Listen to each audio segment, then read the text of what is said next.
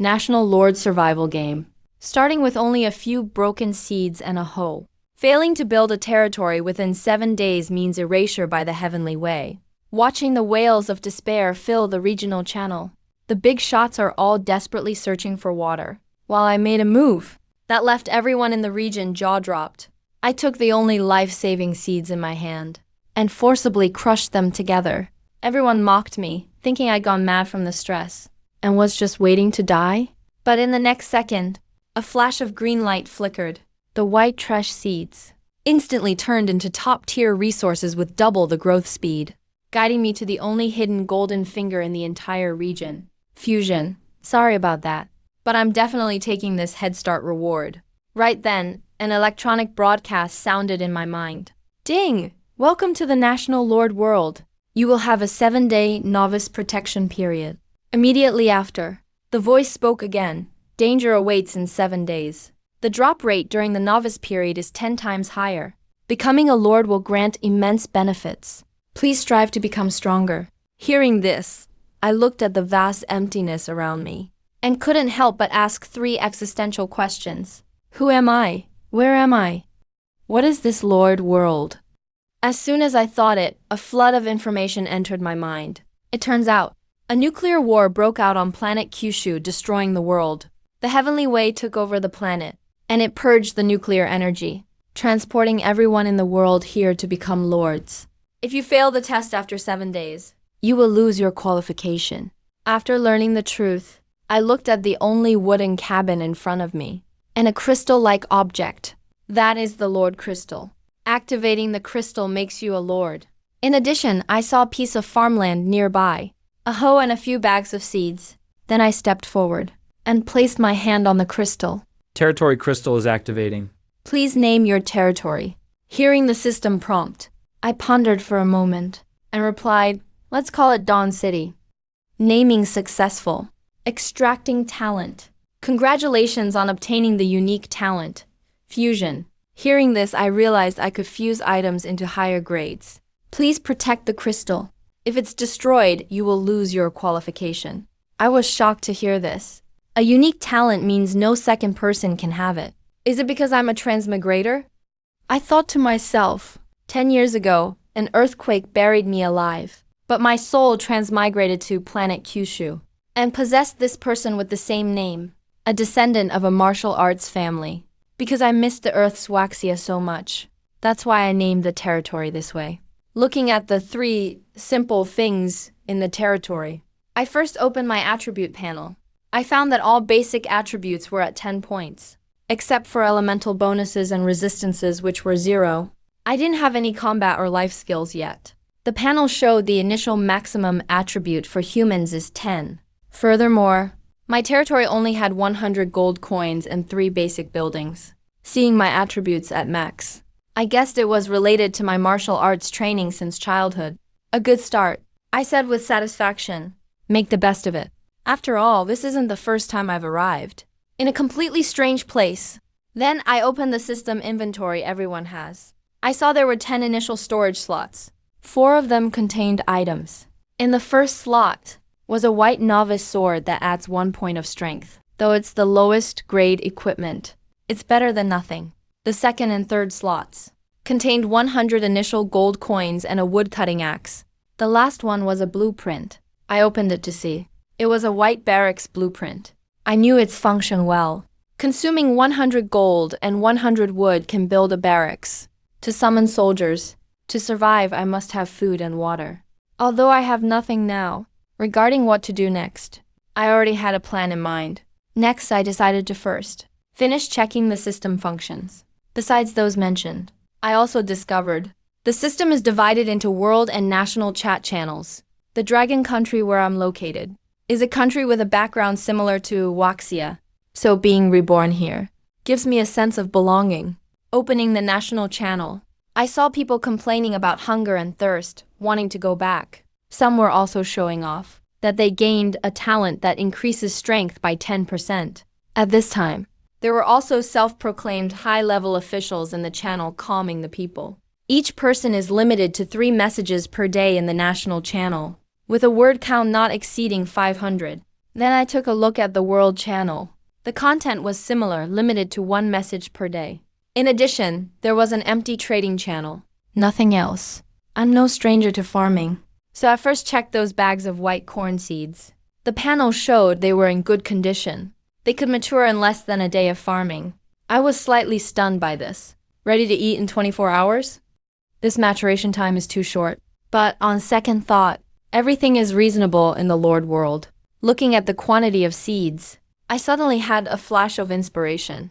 I wondered if my fusion skill could fuse these seeds together. Thinking of this, I immediately used my talent, putting two seeds together with a flash of light. They indeed fused into one, and this brand new seed emitted a faint green glow. Seeing this, I hurriedly checked the attributes of this fused seed. The panel showed this is a green corn seed, and its maturation time is cut in half, taking only 12 hours. Looking at the corn seed in my hand, the quality actually improved by a tier. Everything here has a grade division: white, green, blue, purple, gold. Now the corn has not only advanced, but the maturation time is also halved. After noticing these changes, I was very satisfied with the talent. With 100 seeds in hand, I immediately started fusing them all. Unexpectedly, after fusing just 10 seeds, I felt a wave of dizziness and couldn't continue. Seeing this situation, I quickly checked for the reason, only to find my spirit points had dropped to 0. It turns out fusion consumes a lot of spirit. After resting for a while and feeling better, I immediately picked up the hoe and began to farm diligently. Work hard to get rich. The hardworking farmer is most lovable. Since I only had to plant those 10 fused seeds, the job was finished quickly. Unfortunately, looking around, I didn't see any sign of water. Even though the description said they could grow without water, I knew that if there were water or fertilizer, the crops would definitely grow faster. Animal waste is a natural fertilizer. Back in the countryside, my parents planted things that way. Human waste is naturally no exception. But urine shouldn't be used in excess, or the seeds will have trouble absorbing it. If there really is no water, I really do plan to try it out myself. Afterwards, I open up the chat channel. All sorts of messages fill the screen. Some are crying and asking questions. Some are comforting and giving advice. There are even people threatening suicide. And some are offering high prices for wood, presumably to build barracks. I notice everyone's birthplace is all over the map. Some were born in vast deserts. Others are in plains. And there are even people who got teleported directly onto isolated islands. But everyone starts off with the same resources. Who would have extra wood right now? Ultimately, you still have to chop it yourself. After skipping over the useless info, I realize the seeds everyone gets at the beginning are quite different. They're really varied. Some got potatoes and sweet potatoes. Others received rice. Even more extreme, some actually got fruit seeds like apples and bananas. Comparatively, I consider myself pretty lucky. Back when I lived in the countryside, I used to munch on raw corn all the time. It tasted sweet and crisp. Of course, boiled or roasted is way better. But right now there's no water, no pot, not even fire. Am I really supposed to make fire by rubbing sticks? Come on, I doubt I have those skills. Once the planting was finished, I looked again at the barracks in my inventory. If I want to build it, wood is absolutely essential. Staring at the quiet forest about 100 meters from my territory, I gripped my weapon tightly. Relying on my lifelong martial arts training and maxed out stats, I mustered up the courage to step out. The newbie protection period only lasts 7 more days. I have to get stronger fast. Maybe I'll unexpectedly find a water source in this forest. Just as I entered the woods, I became super alert watching my surroundings. After all, wild animals are common here. No room for mistakes. After searching carefully, I didn't spot any sign of beasts. I finally relaxed a bit. Once I confirmed it was safe, I took out my axe and started chopping trees. As wood chips flew everywhere, the system kept popping up wood +1 messages. Wood is automatically stored in your inventory. Same items can be stacked up to 999. But chopping really drains your stamina. Every time I got worn out and rested, I browsed the useful info on the channel. Just then, a cold system notification suddenly rang out. The message said a newcomer had already died and been eliminated, and it was switching to livestream mode. Eliminated players can actually return to the Kyushu planet to watch the Lord's livestream, but spectators can only see the territory's exterior. Sensitive areas of the Lord are censored with mosaic effects. They also can't communicate in any way. The good news is, once the Lord collects resources, they can trade with the country at system prices. Upon hearing this, everyone was stunned. Nobody expected that getting eliminated didn't mean real death. It's just a safe return to Kyushu. As soon as the news dropped, the chat exploded. So you actually get to return to Kyushu if you die? Bye, everyone. I'm off to get myself killed. Seeing the screen filled with copycats, others were sadly lamenting all the endless possibilities here. Only a fool would throw away such a great opportunity. Some older folks sighed, saying the future depends on the young. But even so, the Lord's world still saw a crazy wave of suicides. Some slit their throats with the newbie sword. Some tried to smash themselves into iron and stone. Others headbutted wooden houses and ended up misleading people that it was safe. Some couldn't bring themselves to do it, so they ran out to get savagely killed by monsters instead. Suicides happen every year, but there are especially many this time. Those who returned to Kyushu cried out, "Sigh, modern cities are definitely safer." But after being sent back to their old world, they were shocked at how dead everything felt around them. Out of curiosity, the survivors pulled out their phones and started watching the live streams. Given how massive Longtang Nation is, no one knows whose stream to watch. They just picked randomly among the Sea of Lords, selected at random, and watched. Meanwhile, for me, chopping trees is anything but easy. Even with max stats, cutting down dozens of units left me exhausted, so I had to stop and rest. During the downtime, I opened the chat again. As expected, there was a flood of useful info again. Killing wild chickens gives XP, dropping snakes gives coins. Coins explode everywhere. I watched all kinds of flexes in the channel, totally dazzled. Some even pulled fishing nets, pants, or plush toys. These bizarre spoils of war made it click for me.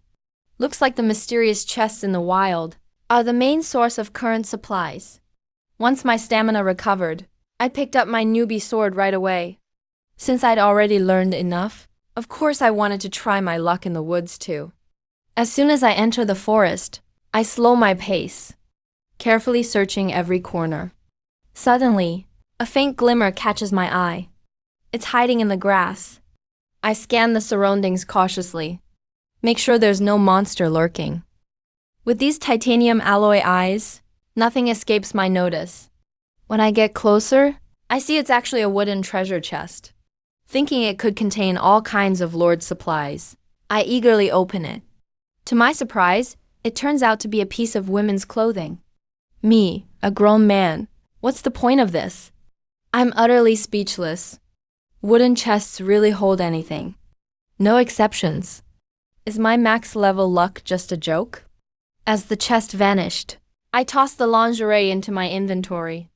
Right at that moment, a white blur suddenly darted toward me. Whoa, this giant white rabbit is insane. Looking at the half-meter-tall enormous bunny, I couldn't help but click my tongue. With a sense of wonder, I quickly pulled up its stats panel. Wild rabbit, white quality. Level 1 skill, bite. Its description claims it's a meat-eating rabbit. A carnivorous bunny that's half a meter tall. You think I never went to elementary school? But then I reconsider. In this world, a magical rabbit isn't too strange. Facing this ferocious beast, I'm not afraid. Everyone else fights 0-level weak chickens in the channel. But this is a level 1 wild rabbit. Judging by its look, it's definitely a martial arts master. Man versus bunny, an epic showdown. I taunt it coldly. Once I challenge it, the rabbit seems wary. With a howl, it suddenly lunges at me. It leaps into the air, fangs bared, aiming right at my face. I've trained in martial arts since childhood. Facing the sudden pounce, I dodged sideways swiftly, watching its path closely. I gripped my newbie sword tightly, aimed for its neck and stab hard. A squelching sound. The long sword hit its target with precision. A critical hit effect appeared. The wild rabbit was slammed hard onto the ground. It started convulsing violently. Strike when your enemy is weak. I dashed forward, swung my sword and slashed wildly. A few sword strikes later, the wild rabbit turned into white light and disappeared. But I didn't care at all. A notification sound chimed. Ding, experience points plus 10. A few gold coins dropped on the ground. There was even an old book. I hurried to pick it up. A skill book just dropped. Looks like my luck stat really works. Probably maxed out newbie benefits. The credit goes to luck and overlevel monster kills. I smiled as I gathered the gold coins and looked at the skill book. It introduces gathering. The white skill lets you gather from monster corpses. This is really useful. I clicked right away. Learned a life skill. The profession is good, but an idea suddenly popped into my head. If I save up enough gathering skill books, can I merge them into a higher level skill? But dropping even one of these rare items already feels super lucky. No use overthinking. I directly cast Gathering on the rabbit corpse. Rabbit meat instantly appeared in my inventory. That saves me the trouble of cleaning the innards. With repeated use of the skill, rabbit skin and meat kept coming in. The entire wild rabbit quickly vanished. With this, hunting monsters will be much easier now. Right now, I desperately need a lighter. Only loot boxes or trading can get one. Killing a level 1 wild rabbit nets 10 experience points. 10 rabbits will level me up. If I hunt level 0 monsters, I'll need 100 of them. At this stage, barely anyone can kill above their level. I grabbed my sword and kept exploring deeper into the forest. 10 minutes later. A bamboo forest appeared ahead. I didn't stop. Explored for another 10 minutes. Then a lake came into view. There's a water source now. I was overjoyed. Earlier, countless people in chat were paying big for water. But those who had water didn't have containers. Looking at the lake, a sudden idea flashed in my mind. I quickly turned and ran back to the bamboo forest. I took out my axe and started chopping like crazy. Seeing the felled bamboo, I was ecstatic. These things are segmented. They can hold water and store lots of stuff. Right now, tons of people urgently need water sources. This is a perfect chance. I swung my axe, trimmed off the extra twigs, and chopped them into bamboo tubes. This bamboo grove is pretty big, so I can chop at will. Spent a whole hour working, and finally got a huge haul of bamboo tubes. Then I carried them to the lakeside. The water looked crystal clear. Fish were swimming about. After confirming it was safe, I immediately started filling up water. Filled dozens of containers one after another. Then opened up the trading hall. Since no one was selling water yet, I listed mine quickly. Trade rules are really simple. You can buy directly with coins, or barter with goods, all up to the buyer. First, I offered a 1-to-1 exchange, listing trades for wood and lighters. Then opened the chat to announce in the channel that water was now listed in the trading hall. It's needed for resource exchanges. After sending a friend request, the channel exploded instantly. Wow, I'm dying of thirst. Someone is finally selling water. People were excitedly chatting. Messages scrolled like crazy. Some complained about wood being hard to get. Others, like the Desert Lord, begged for coin trades. Suddenly, someone asked if matches could be traded instead. Seeing this, I didn't hesitate and added them as a friend. System says, successfully added Big Sausage as a friend. That territory name is quite something. Just added him, and he immediately asked, can I swap a box of matches for 5 containers of water? I'm currently the only one selling water. Must not reveal my hand. I replied calmly. Someone just said they'd trade a box of matches for 1 container. He got anxious hearing this, repeatedly pleaded with me. After some bargaining, settled for 2 containers. With a notification, I finally got the matches. Fruit orchard sorted. No need to eat raw meat. Seeing loads of requests to buy with coins in my inbox, I decided to go with the flow. Almost no one has wood at this stage. Thought it over and set the price at 10 coins. As soon as I posted, everyone started cursing. Only 100 coins to start with. Why not just rob us? Seeing all these people calling me a greedy merchant, I just ignored them. Don't buy if you don't want to. Anyway, there are plenty of people desperate for water. I ignored those haggling demons until Peerless messaged me. He was trapped in the forest and needed water urgently. Wanted to trade one piece of wood for 2 containers long term. Wood is essential for building barracks. I immediately replied, if you can provide 50 at once, I'll agree. He instantly replied with a yes. Then actually traded over 60 logs. Seeing that huge amount, I was stunned. How did you get so much? He just laughed and said he had resource boosts. Turns out some people are just lucky. But his speed talent is nothing compared to my maxed out luck. I quickly filled up 120 containers with water. Traded them over. He was very grateful. Said his territory's water supply depends on me. I urgently need a steady wood supplier. So I promised to prioritize him whenever I have water. Both sides got what they needed. Cooperation established. Countless people were still waving coins to buy. I knew the bamboo tube method for water would soon be copied. So just went with the market flow. Decisively lowered the price to 5 coins and relisted. As soon as the price dropped, it all sold out instantly. Coins are so important. Watching my balance rise, I filled up all the remaining bamboo tubes. Sold them again. Then Little Butterfly messaged me.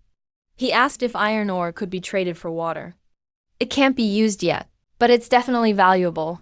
Thought it over, decided to take the deal. Asked how much stock he had. He probed, could 10 units be exchanged 1-to-1? I bargained and only agreed to 5 containers. After a bit of haggling, I decided not to waste words. Eventually traded 6 containers for his 10 units of iron ore. The water I brought was sold out. I drank plenty myself to quench my thirst. Now I've got wood and fire secured. Time to head back. I raced back to my territory with all the supplies. Now I can finally build the barracks I dreamed of. I couldn't wait and took out the barracks building. Click to build. With coins and wood deducted, a simple ancient barracks quickly rose from the ground. Even though this barracks is of white quality, it's the foundation of my foothold. Every time I summon a soldier, it costs exactly 100 gold coins. Before I could even check the Heavenly Tao notification in detail, I suddenly remembered the first barracks event by the Lord of Dawn City. The reward was 1,000 gold coins and 10 reputation points. I was stunned for a moment. I didn't expect the first-time rewards to be so generous. These 1,000 gold coins are just enough for me to summon 10 soldiers to serve me. The chat channel instantly exploded. Everyone was shouting that I was way too impressive. Some even bluntly said they're speechless and could only exclaim, "Damn." Countless girls started sending DMs, asking for me to take them with me and calling me boss flirtatiously. Some were even willing to sacrifice everything, just so they could have a baby monkey with me. Faced with a flood of friend requests, I frowned slightly. To avoid trouble, I immediately enabled permissions and decisively rejected everyone. Peerless sent me congratulations, but you could sense the tears between the lines. If I'd known I'd be on TV, I never would have sold you that wood, he said regretfully. Little Butterfly was green with envy. The Lone Sword also asked about the barracks function. This kind of intel would be public sooner or later, so I generously shared it. After the word got out, the number of people looking to buy wood in the channel shot up. Looks like everyone realized that having a barracks is the key to developing your territory. Alright, I can't be bothered with them, so I started summoning like crazy. As gold coins were quickly deducted, bursts of white light appeared one after another in the formation. A moment later, 10 soldiers, all around 18 or 19, shouted in unison, "Greetings, Lord." Seeing their youthful energy, I felt a surge of confidence. I checked their stats, and one guy named Zhang San stood out the most. His spirit stat was actually as high as 9. He's a natural magic user. But honestly, their names made me speechless. They literally went from Zhang 1 to Zhang 10. Is this a wholesale club or what? At least it's easy to remember. I immediately ordered Zhang San. You'll be the squad leader. Everyone, move out with me. Zhang San responded excitedly. His loyalty shot up instantly. After arriving at the bamboo grove, I handed out axes and starter swords, ordered them to chop the bamboo into sections, and then carry it in batches to the lakeshore for filling. I sat by the lake and kept an eye on the progress, while checking through my DMs, which were still flooded with requests to buy water. Some people were even trying to trade supplies for it. Seeing people willing to trade materials, I proactively added them as friends. A lord called Lonely Cigarette asked, "Need any stones?" "You want some?" I playfully replied, "What use are these? Use them as pillows?" The other side pleaded, "Boss, how about 2 units for a barrel?" "How about 5 units for a barrel?"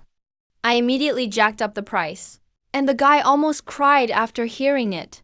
He called me a ruthless profiteer on the spot, begging me for some water. After some intense bargaining, we finally settled on 3 for 1.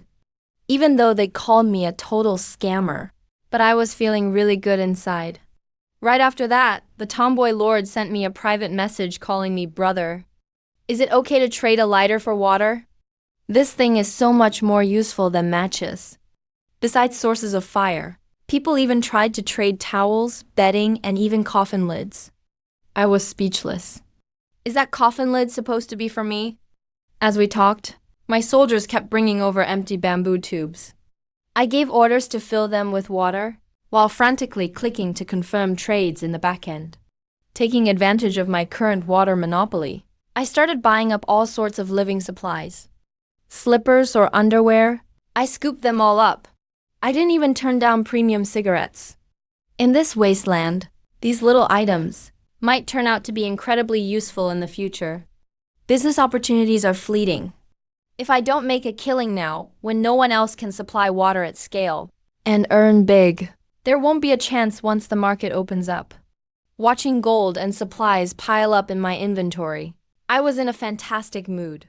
Selling water is even more profitable than grinding monsters for upgrades. My 10 soldiers were well organized, chopping bamboo, carrying it, and filling with water. With my central command, the whole assembly line ran smoothly and efficiently. In the midst of all the chaos, I remembered the 10 reputation points reward. Though I still didn't know their use yet, I'm sure they'll be a core resource later on. Not only did I finish building the barracks this round, I also stockpiled a ton of supplies. While no one else was selling water, I launched full-on money-making mode. There are 2 billion people in the Longtang National Census Group. Even if some quit by suicide at the start, the survivors in Lord World are still a massive number. Not everyone is thirsty, but as long as a few people are desperate for water, they'll trade supplies for their lives. That's enough for me to make a fortune. Seeing all the loot scattered around, I ordered my soldiers to pack everything up and take it back to the territory. This wave of water trading was incredibly lucrative. At this stage, any supplies are valuable. So, of course, I'm taking whatever I can get. Even a box of glucose syrup might come in handy someday. The biggest surprise for me was a lord named Tianshan Master. He actually traded a white quality weapon for a full 20 cans of my clean water. That weapon boosted strength by 2 points, even better than the newbie sword. In these early dangerous days, even a single stat point can turn the tide. I figured he was overpaying, but after asking, I learned he'd spawned on the Loess Plateau, stranded in a dry wasteland. Trading a weapon for a fountain of life was smart. After adding each other as friends, the deal was done. I'm definitely the richest guy for supplies at this stage. And for those freeloaders begging in the channel, I just ignored them. Seeing there was still plenty of time left, I immediately gathered all my soldiers. I handed out some food I'd gotten earlier from water trades with mystery boxes, to fill up their stomachs. After a good meal, I had the soldiers sharpen the bamboo tips to make simple spears. Having weapons in hand is way better than wandering the forest barehanded. I gripped my strength-boosting sword and gave out axes and newbie swords to my men. The rest of the soldiers held their bamboo spears tightly. The squad then marched deeper into the forest. We hadn't gone far when a gigantic mutated wild rabbit entered our sights. Seeing how many of us there were, the cunning beast turned tail and ran. Seeing this happen, I quickly snatched a long bamboo spear from a nearby soldier, and using my years of training in martial arts, I aimed at the rabbit's back and hurled it with all my might. With a squelch, the bamboo spear hit dead on. System, experience plus 10. I nodded in satisfaction. I turned to ask my men if they'd gained any XP. Jiang San and the others all shook their heads. Looks like there's no party XP sharing system here. Whoever lands the kill on a monster gets the experience.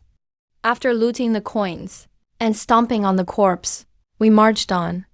But I was starting to realize that with 10 people searching together, it was way too inefficient.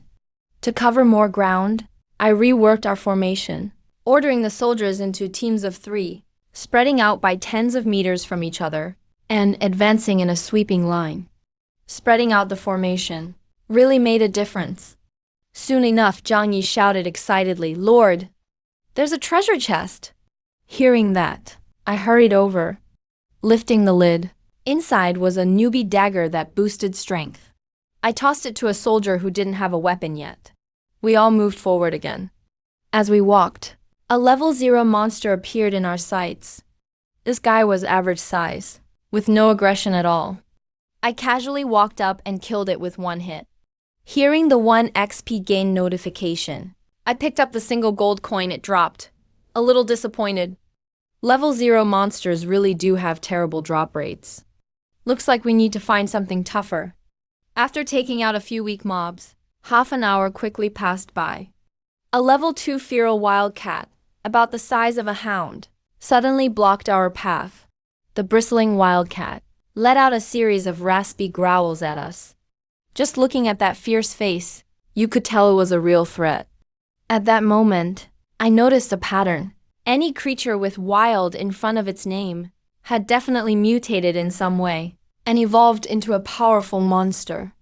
I pulled up its stats panel, and this level 2 wildcat had both bite and claw skills. The system even highlighted, reminding me to be wary of its sharp claws and teeth. Even facing our larger group, the wildcat didn't back down a bit. Instead, it arched its back, as if ready to lunge at any moment. Seeing it charging up, I gripped my longsword and sneered, "Sure, it's a high-level beast, but it's 3-on-1. It's got no chance." Suddenly, the wildcat lunged straight at my face like a shadow. But I was ready. I tracked its attack path, instantly dodging to the side. With a dull thud, the beast overcommitted and couldn't stop itself, so its hard head slammed right into the big tree behind me. Seeing that, I was stunned. Is this wildcat trying to off itself? People talk about waiting by a tree for a rabbit, but is this today's bizarre case of waiting by a tree for a cat instead? Strike while it's down. Without hesitation, I led the charge with my sword, and after a brutal gang-up, I drove my sword deep into its body. Pulling out my bloody blade, I finished it off with 2 more fatal stabs.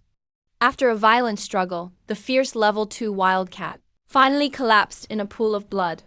System, experience plus 10. Hearing the system notification, I was full of doubt. That was a level 2 beast, so why only 10 XP? That's not normal. Just as I was wondering, Zhang Zhu nearby and another soldier both came to report to me. "Lord, I also received 10 experience points."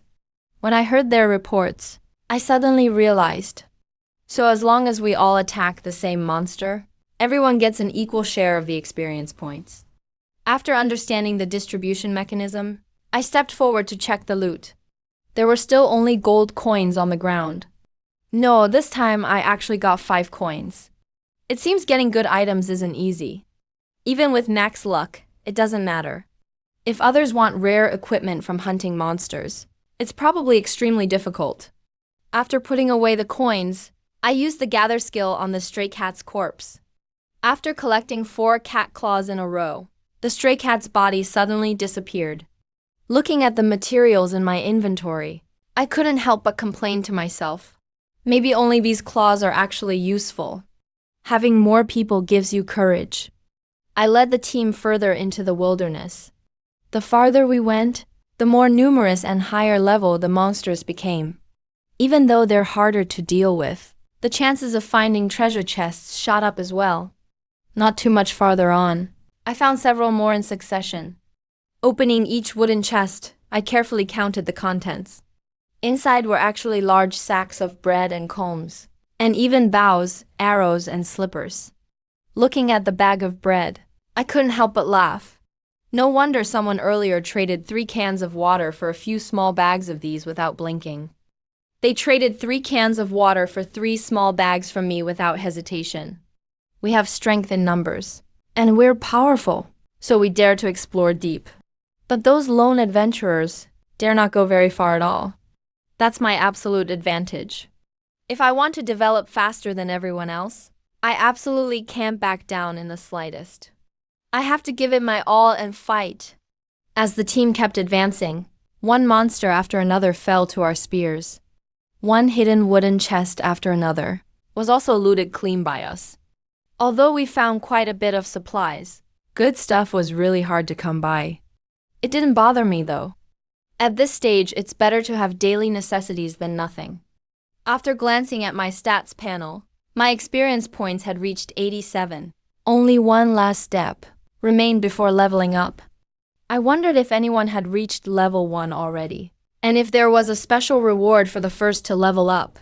But I knew deep down, there's never anything wrong with getting stronger. Weighing the newly found bow and arrows in my hand, I thought to myself, what a shame. This is actually really good gear, but unfortunately I don't have any arrows to use right now. Pushing those thoughts aside, I continued hunting.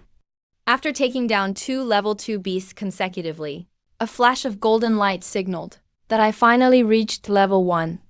A system notification immediately followed. Level up. You've gained 10 free attribute points and 1 extremely valuable skill point. So each level gives 10 attribute points and 1 skill point. After clarifying the reward mechanism, I was overjoyed.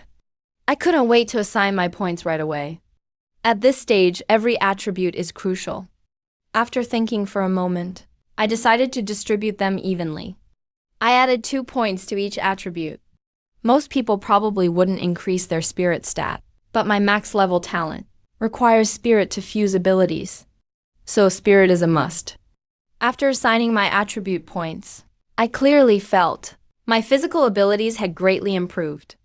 Even my energy and stamina instantly hit their peak. What surprised me even more was that even the tiny scratch on my finger from a blade of grass earlier was now completely gone. So leveling up actually fully restores all conditions? That discovery really shocked me.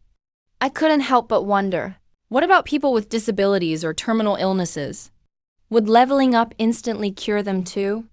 If that's really the case, this leveling system would be like being reborn for them. It's practically a whole new life. After some careful thought, I decided to share this theory in the national chat room. Leveling up restores you back to your peak. Disabilities or terminal illnesses may be cured. Thinking that wasn't specific enough, I added another message, but that's just my own guess. I don't really know how it works for sure. I figured sharing this info couldn't hurt. It's also a heads up for facing tough enemies in the future. If you ever really lose a limb, at least you'll have an idea of what to expect. As soon as the message was sent, the previously quiet chat room instantly blew up. Countless people started frantically asking on the public channel, "Bro, is what you said really true?" The conversation started to get weird. Someone shouted, "Erectile dysfunction can finally be cured." Others kept asking, "Dude, can leveling up cure infertility?" People even started announcing openly in the chat that my illness can be cured too. Looking at these weird comments, I was utterly speechless. The people who were actually terminally ill weren't saying anything, but this crowd of weirdos were making the most noise. I'm just done with them. Thank goodness I closed private messages early on. I'm not a doctor. How would I know if those illnesses can be cured or not? Luckily, not long after, someone with missing arms or legs finally showed up. Fair enough. Thanks for sharing the good news, bro. This has given new light to my life. Seeing those hopeful messages from people in despair, I was deeply moved. I picked someone named Stay Strong and Live On from the chat, added him as a friend, and messaged him that I was the one who shared the info. He got excited and thanked me again and again. He even said that whether or not his arm grows back, he'll keep living strong. That optimism really touched me. So I sincerely cheered him on. After I leveled up, I didn't receive any rewards from the heavens. Looks like winning the first match doesn't trigger any special system broadcast or unexpected rewards. Seeing that it's getting late, it's extremely dangerous in the wild. With my current strength, night battles aren't wise. I immediately led my soldiers back home. After returning to my territory, the first thing I did was rush to the farmland. I saw the corn I planted before has grown really tall. It's about to ripen. Previously, in the wilderness, as time passed, my mental energy had fully recovered. I didn't dare to use it all up, deliberately keeping a little reserve. After all, if I exhaust all my mental energy, I'd faint. Once I was back in shape, I started fully infusing the corn again. After merging all seeds into green quality again, I immediately waved my hand, instructing the soldiers to plant these top quality seeds. White seeds definitely can't compare to green quality. As for what magical effects they'll have, we'll just have to wait for the corn to mature and see. Now I lack no supplies, and I have plenty of clean water sources. But looking around, my territory has no protection measures. Currently, the territory only has 4 buildings, including the crystal wooden cabin. There's a 7-day newbie protection period. But after that, monsters will definitely attack the city. It's a pity there's no defensive structure. Otherwise, the territory would be much safer. I sighed secretly and opened the chat channel for inspiration. Turns out some people do get absurdly lucky and landed rare buildings. Even though my luck stat is maxed, there are always some lucky dogs out there. Seeing the idle food nearby, I had a sudden idea and immediately ordered the soldiers, hurry up, use these stones to surround the crystal. With more hands, we'll get more done. The soldiers quickly started moving food, forming a circle around the crystal. Although it wasn't fully covered, at least it was some precaution. To reinforce our defenses, I urgently needed a lot more food. So I took the initiative to message Lonely Cigarette privately and joked, "Did you eat yet?" He immediately started complaining, "There's no food right now." This whole day, I've been working hard mining tough rocks. Hearing that, I quickly threw out the bait. "Want something to eat? You can trade stones for it." He instantly replied, shouting he wanted both food and water. I took the opportunity to set a sky-high price, 10 units of food for a single loaf of bread. He almost spat blood after hearing that, barely holding back tears, cursing me as a profiteer. I pretended to be nice, persuading, "See, who's selling food right now? I'm treating you as a friend, and that's why you're the first I think of." While putting him on hold, I messaged Unmatched privately, "Bro, want some food?" He was nearly starving to death. So one offered the same top-notch price, 10 units of wood for a loaf of bread. Unmatched instantly sent a speechless emoji. At that moment, Cigarette couldn't hold back anymore, begging desperately, "Bro, make it cheaper, please. First time, second time, shouldn't we be friends now?" I generously offered a 10% discount. He greedily tried to push further, saying all friends get discounts. How about 40% off? I chuckled coldly and asked, "Are you feeling hungry now?" He helplessly admitted he was starving. "That's right, hunger is the point. 80% off is my final offer." Under my pressure, He had to accept his fate. he finally managed to trade for tasty bread and water at a rock-bottom 50% off. Successfully swapped for delicious bread and water. Now, as he gnawed on dry bread to fill his stomach, he shed tears of humiliation. But he knew survival was tough, He couldn't cry, since tears are water, and if he runs out, he'll have to buy more. He quickly wiped the tears from his face and stuck out his tongue to lick them, feeling the salty taste, and cursed those evil capitalists. Meanwhile, Unmatched also started fiercely bargaining with me. In the end, he had no choice but to pay dearly, trading 6 units of wood for bread. Now, food is even more precious than rare resources.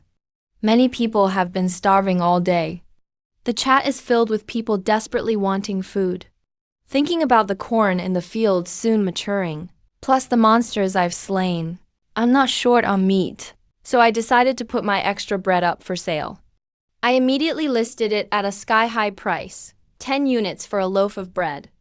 Everyone saw it was that heartless merchant from Dawn City again, and instantly started ranting in the channel.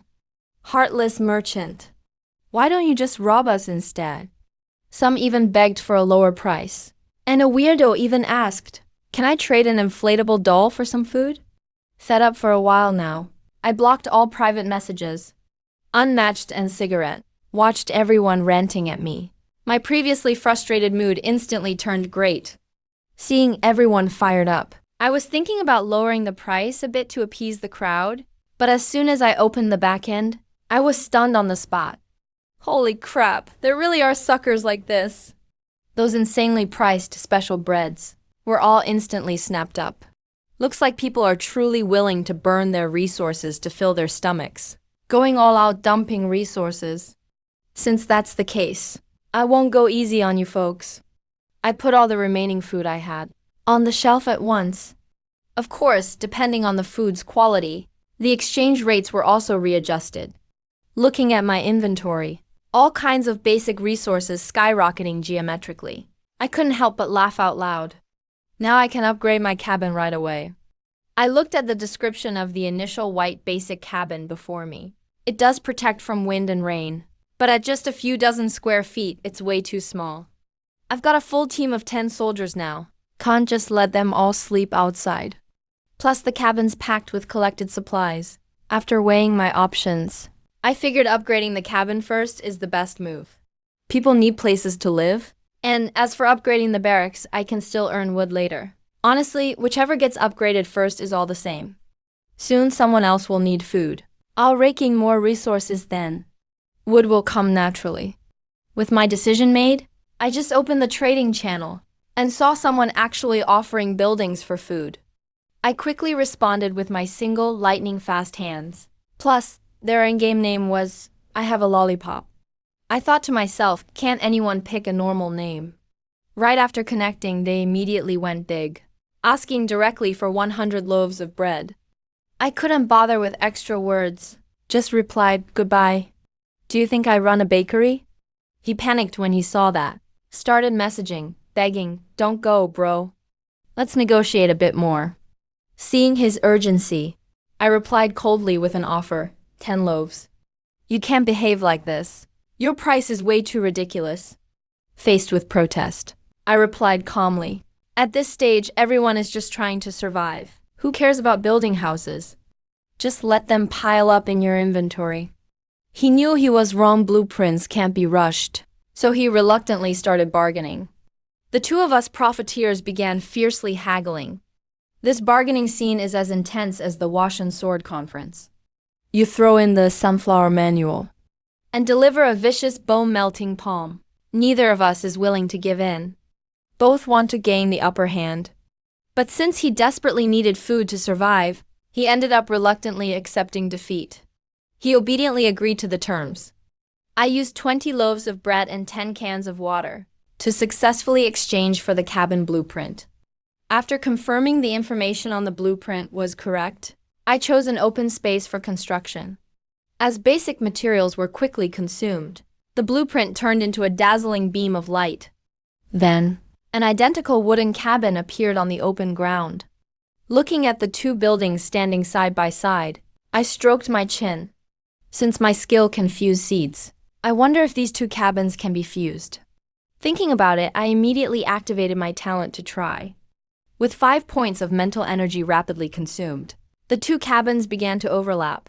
Their color started to emit a faint green light. The system prompted that fusion was successful. It actually worked.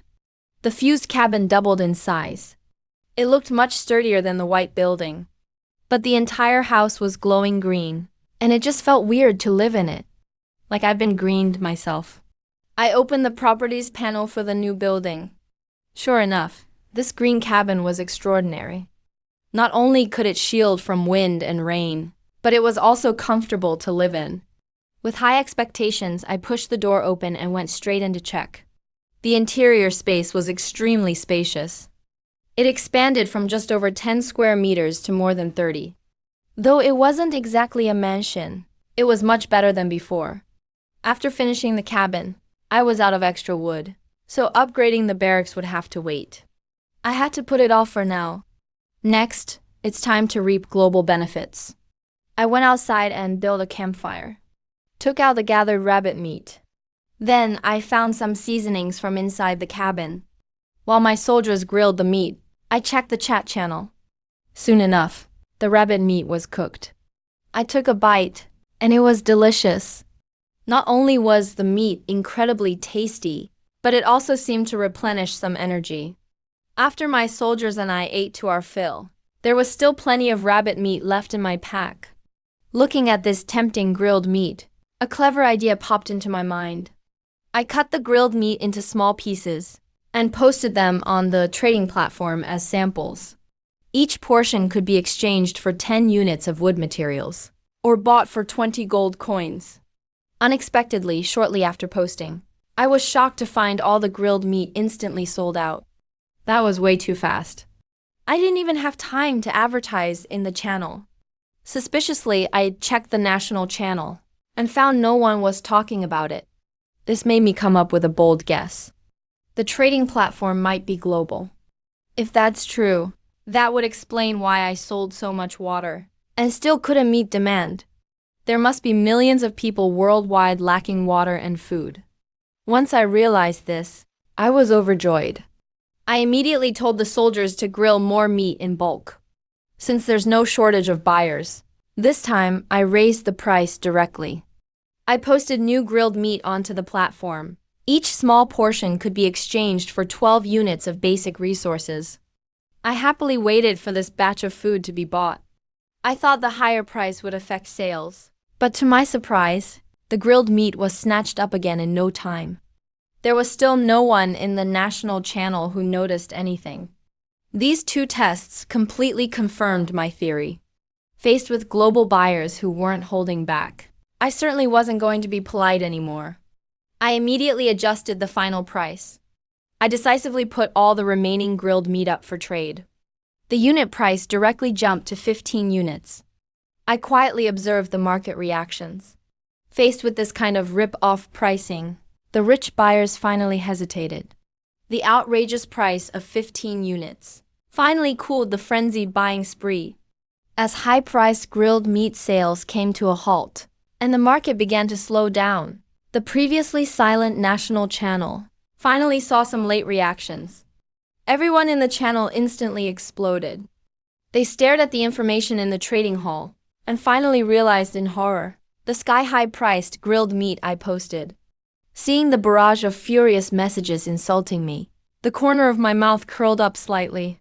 Now that my reputation was out, the upcoming trades would be even easier. Holy crap, man. Do you still have grilled meat for sale? Seriously? Someone dared to sell that. They must be well fed now. The channel was buzzing with discussion. Everyone was guessing. 15 units of supplies for one bite of meat. Isn't that a ripoff? Not only was the notorious merchant cursed in the national channel, but the world channel was full of outrage too. Guess even foreigners couldn't handle such high prices. But I didn't care at all. If you think it's expensive, just don't buy it. I'm not forcing you at knife point to hand over your money. After this round of sky-high priced grilled meat, everyone finally caught on. Turns out this trading channel connects billions of people globally. But I don't care what they think at all. If you have the skills, grill your own. In such harsh survival conditions, this price is absolutely reasonable. I glanced at the world channel. and noticed a lot of foreigners holding large amounts of resources. Seeing them sending friend requests one after another, I went through and accepted them all. You became friends with the kingdom lord. What's an aristocrat anyway? Became friends and looked at the strange names of these foreign lords. I tried to chat for a bit and found they really wanted to trade resources for food. But many of them were clearly trying to bargain or scheme. For those who just wanted to take advantage, I deleted and blocked them immediately. At this stage, food is precious, so I don't have time to mess around with them. Anyone who really wants to buy is welcome. But as a Chinese national, good things should definitely be prioritized for one's own country. This is called keeping the benefits within the family. I've added many more major domestic accounts. After a round of frantic bargaining, I successfully traded mini-blog BBQ for a massive amount of basic materials. Looking at the mountain of resources, I laughed out loud. Just then, Zhang San ran over excitedly to report to the Lord. The corn is ripe. Great, hearing this, I immediately rushed to the farmland. Looking at the stalks that were taller than a person and covered with fruit, I immediately beamed with joy. Even though I wasn't hungry, I still couldn't wait to give the order. Hurry and pick a few to taste. I also wanted to see the quality of this green grade. The soldiers quickly picked the corn and conveniently buried new seeds in the soil.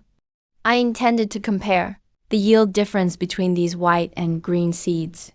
Taking advantage of the free time, I activated my talent again.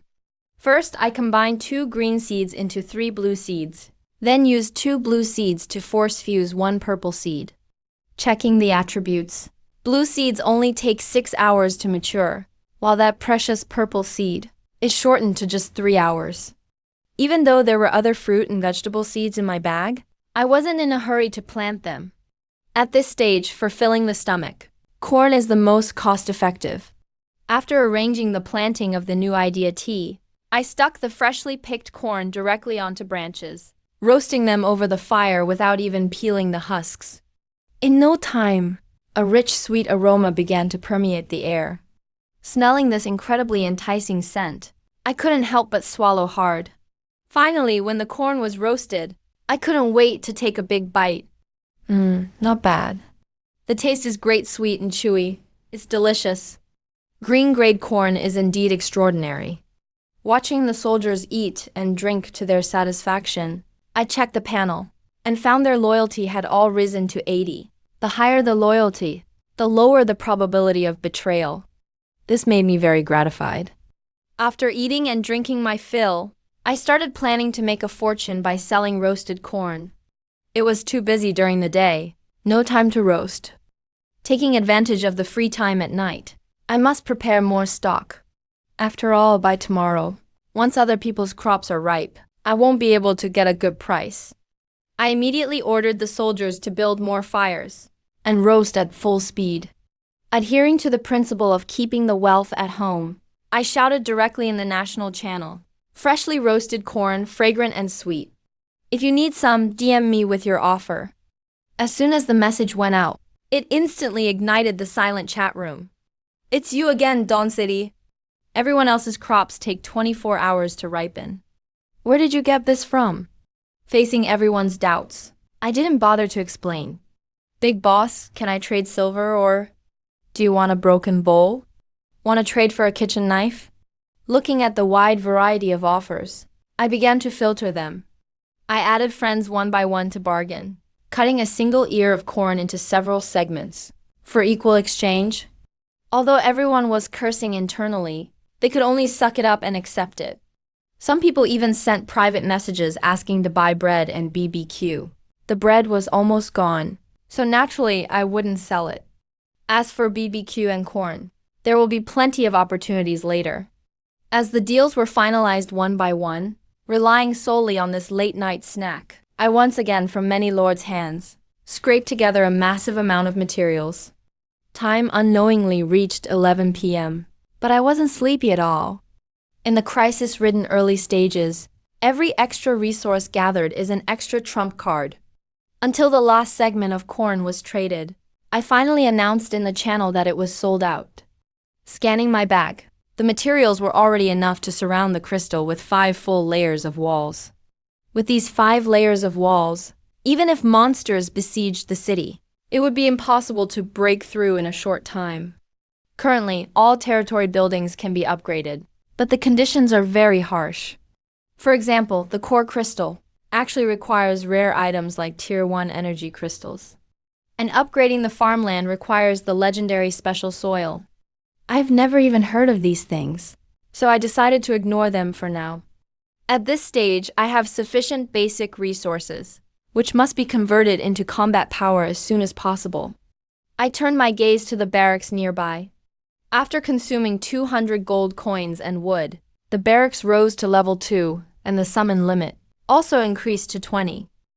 Seeing that there were still materials left in the bag, I gritted my teeth and continued to click upgrade. 300 gold coins and wood were deducted, and the barracks successfully soared to level 3. After finishing the barracks, I immediately turned my attention to the wooden house. In case it rains heavily in the middle of the night, I can't let the soldiers stay out in the rain all night. With the rapid deduction of 500 gold coins and wood, the wooden house successfully reached level 3. By now, the area of the wooden house had expanded to over 100 square meters. Looking at the spacious area, I was very satisfied. I had previously traded materials for tables and chairs, and even 4 wooden beds with comfortable bedding. Including pillows, quilts, and other daily necessities, everything was there. In this crisis-ridden wilderness, I can finally get a comfortable and peaceful night's sleep tonight. Checking the time. It was already 1 a.m. I instructed one of the soldiers to stay for the night watch, and then arranged for the remaining 9 tired men to go into the house to sleep. Although I didn't feel much while staying by the fire, once I left the fire, and the cold wind blew, that bone-chilling cold instantly made me shudder. The weather late at night was indeed quite chilly. You have to realize I'm a level 1 lord now. With my physique, even I felt a trace of cold. If even I am like this, one can imagine how miserable those lords who haven't upgraded must be in the cold wind of the deep night. From this sudden drop in temperature, it's clear how important a wooden house that can shelter from wind and rain is. Currently, this wooden house has 3 rooms. As the lord, I naturally occupy one for myself. The remaining 2 rooms are for the soldiers. 10 grown men squeezed together is all right for now. After summoning new recruits tomorrow, these rooms will become crowded. It seems that for development, I'll have to continue collecting materials to upgrade the house. Lying in bed, I casually opened the chat room. The public screen was full of despair, wailing and cries of "Holy crap! I didn't expect it to be this cold. Who can be kind enough to sell me a quilt?" Some were complaining they couldn't sleep on the freezing floor, and girls were crying and begging for some big brother to send a quilt.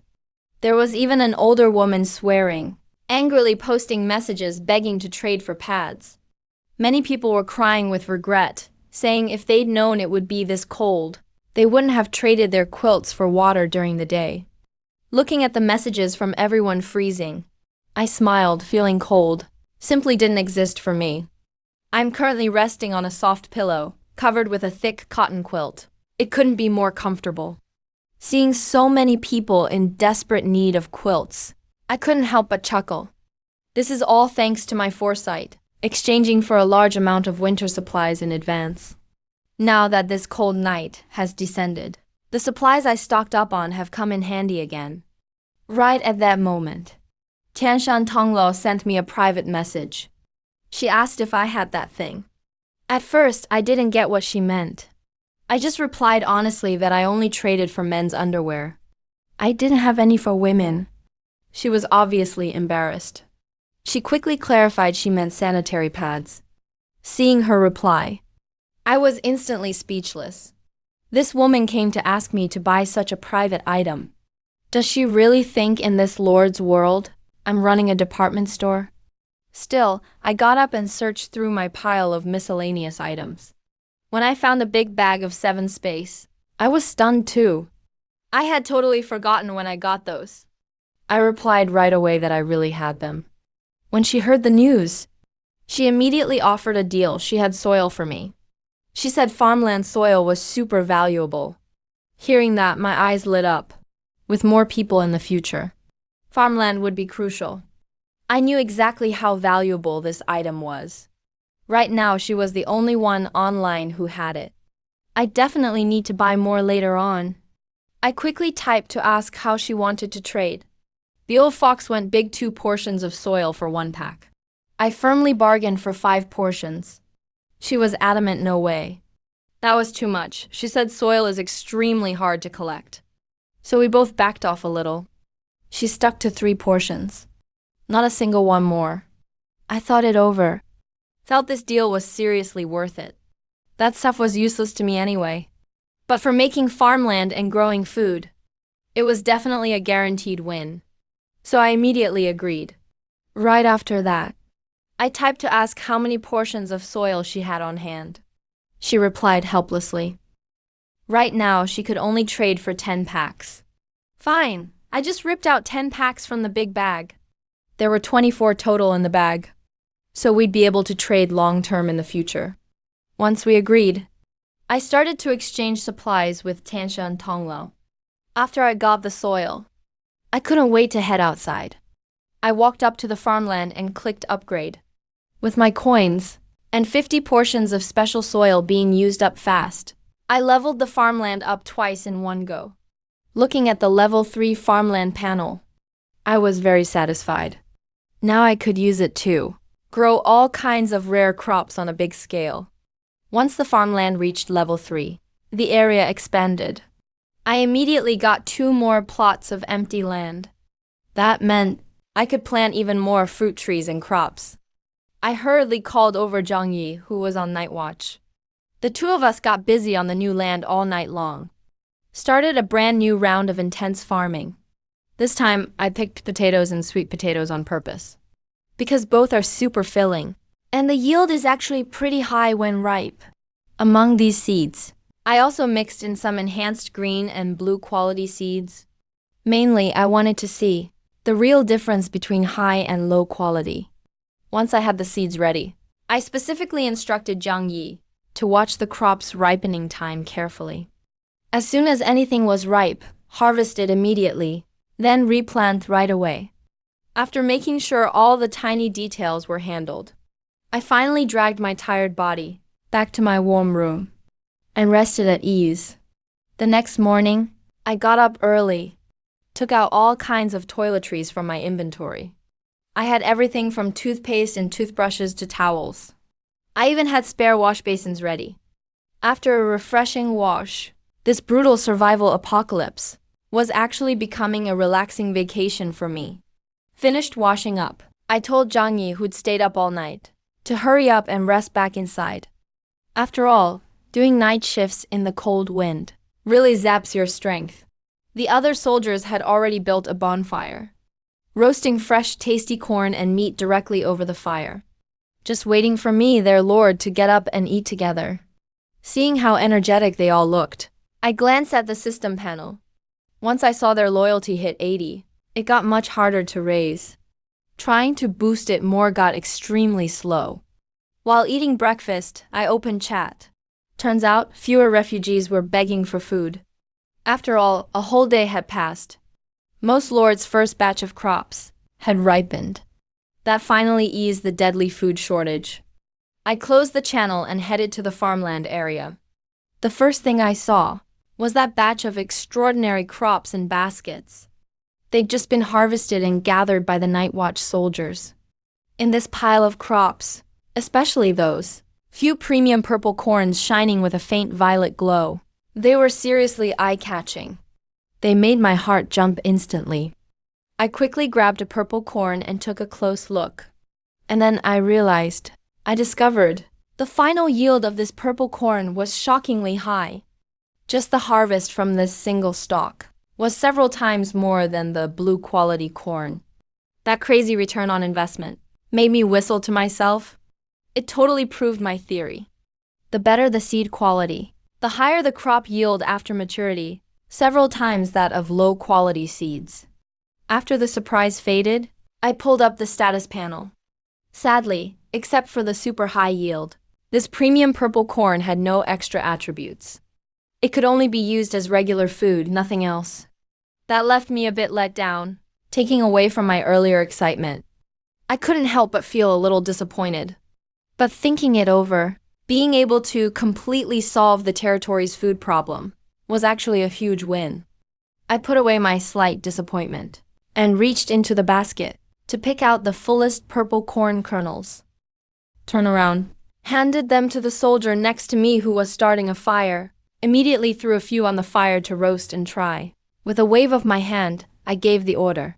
In my eyes, there was an intense anticipation for this new food. After all, this is what I made with my own effort. My top-tier, highest purple quality product. No matter what, I have to personally taste its incredible flavor today. Then I told the soldiers to peel the purple corn and hang it outside to dry. Because these seeds are meant to be planted directly after drying the corn kernels, grown straight from dried corn. Looking at the corn, I couldn't help but think, if I fuse for a gold quality, will it have some special bonus? That idea really filled me with anticipation. Now that I have purple base material, I'll definitely be able to get gold quality in the future. But I wonder if this ultimate gold item is really just for filling our stomachs. As I was thinking, a rich aroma of corn filled the air. Just the tempting scent alone is so much richer than the green quality corn, by a long shot. Smelling the aroma, I couldn't wait to peel and take a bite. Absolutely delicious. The amazing texture far surpasses the green quality one. After swallowing the food, a thought struck me, so I quickly grabbed 2 purple corns to fuse. As a pale golden light flashed, a brand new corn appeared in my hand, staring at the dazzling gold quality. I opened the attribute panel. It clearly says after eating, for 4 hours, stamina is doubled, and you completely eliminate hunger. Sure enough, it has extra attributes. These powerful effects really satisfy me. After handing it to a soldier, I turned around and tried fusing other new types of seeds. But sadly, my mental energy was too low, so I couldn't make a gold seed. Even though no one is short on food now, a lot of people are still extremely short on water. Other lords will be out of food after building barracks for sure, so I'd better stock up more, just in case. I opened my panel and quickly summoned the remaining 20 soldiers, all of them, as the light flashed. Our troops instantly increased to 30. That's 3,000 gold coins. For any other lord, it's nearly impossible to have such huge wealth. Even so, I still have over 1,000 coins left to spend. I drew my sword and shouted, "Let's go!" With this huge team, we headed straight into the wild to hunt for fortune. We just left our territory, barely walked far, when we ran right into a group of ferocious monsters. Looking closely, they were all just level 0 and 1 weaklings. I just sneered at that, against a 30-man strong force behind me. These weak monsters don't stand a chance. They were instantly wiped out. We pushed further in, and found monsters were several times more numerous than yesterday. Even level 1 monsters began appearing often. It's a breeze for us to deal with them, but if it was any other solo lord, facing a beast horde of this scale, I'm afraid they'd be wiped out. The wild is getting much more dangerous. Right now, I'm really short on weapons, but there's nothing I can do. So I had a soldier go chop wood first, and had a few more chop bamboo to store water. People lacking water are still coming non-stop. It's an amazing money-making opportunity. Of course I wouldn't miss out. I checked the trading channel just in case. Scammed around. No one was selling weapons still. I was so frustrated. So all I could do is have the soldiers sharpen bamboo sticks and make do for now. Right as I was feeling troubled, Little Butterfly DM'd me. "Boss, do you still have water for sale?" "I do," seeing her message. I replied enthusiastically right away. A new day started. Everyone has harvested food, but no container for water. Even with a lake nearby, they still have to buy from me. Looking at all the thirsty lords on the screen, I took the chance to make a big profit again. Plenty of manpower, so bamboo water tubes are getting made way faster. Even a foreign player messaged me privately, offering a rookie axe for 50 bamboo cans of clean water, willing to trade their weapon, which is wild. Of course I wouldn't waste 50 cans for that. After my intense haggling, I closed the deal for only 20 cans, now that I've tasted the benefits. I'm going full throttle. Turns out these foreign players spend big. I soon traded for a rookie sword, some boots, and all kinds of items. Looking at the endless clear lake before me, I couldn't help but grin.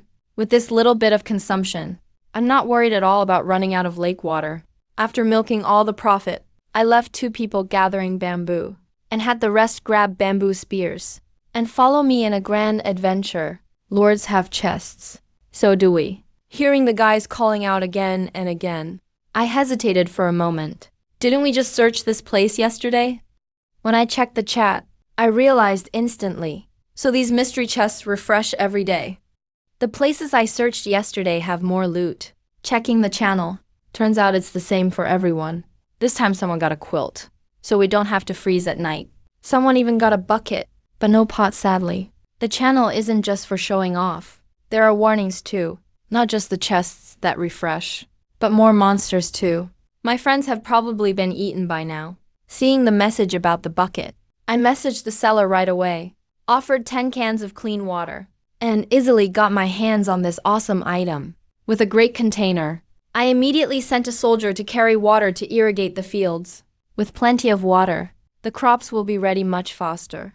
As long as no one is mass-producing soldiers yet, my exclusive water and food business will definitely continue smoothly. I'm making a fortune. After clearing the outer areas, I grouped soldiers in sets of 2 or 3 to clear out lone monsters nearby. As for the treasure chests along the way, I get to open all of them myself, since my maxed luck bonus always gets the best loot. Looking out, within 1 kilometer of my territory, the number of monsters is still pretty low, but once we cross that safe line, we'll see the real beast horde. After opening a few wooden chests, sure enough, I got an axe and a shovel. What insane luck. I couldn't help but sigh, then quickly sent a soldier to take the loot back to base. And had him chop wood too. Wood is still our most important resource right now. As for the pickaxe, it can only be used for mining, but there isn't even a mountain nearby, so we can't mine anything. Even though we can mine. I did pick up some silver and gold yesterday, but I still don't know. Can this gold ore be directly smelted into gold coins for use? After finishing off this newly spawned gold mine in my hand, I quietly shake my head and ponder. Spending this stuff directly as currency is almost impossible. Its role should be limited to crafting top-tier gear. As for the specific details, I'll have to figure them out gradually later on. Pulling my thoughts back, I keep advancing. We have the numbers on our side, so our monster killing efficiency is extremely high. Plus, I come from a family of martial artists, and our family's spear techniques are truly legendary. Even though no spears have dropped yet, I've also trained with swords and blades. They're just nowhere near as good as my spear skills. My spear technique is both fast and precise. I used to train behind closed doors, but hardly ever got real combat experience. Now I can finally practice by fighting monsters. To make up for my lack of battle experience, I've started treating these wild monsters as sparring partners. With my incredible skills, taking down a level 2 wildcat is no problem at all on my own. Not only is it very satisfying to kill them, but the experience for defeating higher level monsters is also generous. Even casually killing a level 2 wildcat gives me 30 experience points. But the number of wild monsters here is way higher than yesterday. I don't dare get reckless, so I have to take them out one by one. After slaying several monsters in a row, a flash of dazzling golden light appears, and the system's cold notification sound announces that I've successfully leveled up to level 2. After leveling up, I gain 10 free attribute points, and also 1 skill point. After receiving the rewards, I immediately open my stats panel again to assign points, following my previous cautious approach, and distribute all 10 points evenly across all attributes. After allocating the points, I can feel a powerful strength welling up inside me again. Looking around, there are monsters everywhere as far as the eye can see. You name it, cats, chickens, rabbits, rats, they're all here. All of them are between level 1 and 2. So far, I haven't found any level 3 monsters yet. With my increased power, killing level 2 monsters is now a breeze. One slash with my sword takes them out instantly, just like slicing through melons or vegetables. It's so easy that the small monsters drop one after another.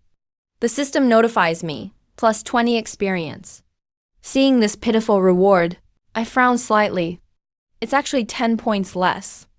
Looks like after reaching level 2, the experience gained from killing monsters at my own level is cut in half. And these monsters are extremely stingy, only dropping gold coins and nothing else. Not even a single piece of junk equipment has dropped. Their drop rate is way worse than opening loot chests. I even seriously suspect that the system simply doesn't let them drop any equipment. If you want the good stuff, you have to rely on chests. But chests don't give any experience points. What a headache. While I'm complaining, a few level 1 small monsters just show up, and seeing that, I rush forward and cut them down mercilessly. Looking at the plus 5 experience notification, I shake my head helplessly. Looks like farming low-level monsters gives half experience too. To level up quickly, I still have to rely on fighting stronger monsters. I check my panel, and notice my soldiers are also close to leveling up. Since there are plenty of monsters around here, I immediately turn around and give the order, telling everyone to pile up all the monster corpses they've killed. Gather them all in one place. Looking at the pile of corpses, I immediately go crazy with the gathering skill. All of these are valuable materials, which will definitely sell for a huge profit. After collecting everything, I lead the team further in. Suddenly, the grass rustles, and a bizarre wild chicken, twice as big, leaps out and blocks our way. I quickly pull up its status panel, and I'm shocked. It's actually a level 2 white wild chicken boss. Not only does it come with special skills, its identity is even more unexpected. Reading the description, I can't help but feel speechless. Battlejet, my ass. This monster is extremely ferocious, and lets out a loud screech when it sees me. It flaps its wings furiously, and charges at me aggressively. Seeing this, I'm not in a hurry. I stand my ground and grip my weapon tightly, staring right at it. I smirk and provoke it with my eyes as if to say, "Come at me if you dare." The beast seems to understand my provocation, leaping into the air and jabbing at me with its sharp beak. That pointed bird beak shines with a chilling gleam in the sunlight. Seeing that, my eyes turn cold, and not only do I not back away, instead I swiftly dodge to the side. At the very last second, I perfectly avoid this deadly attack. In the split second as I dodge, instead of retreating, I go on the offensive, raising my weapon and slashing down quickly.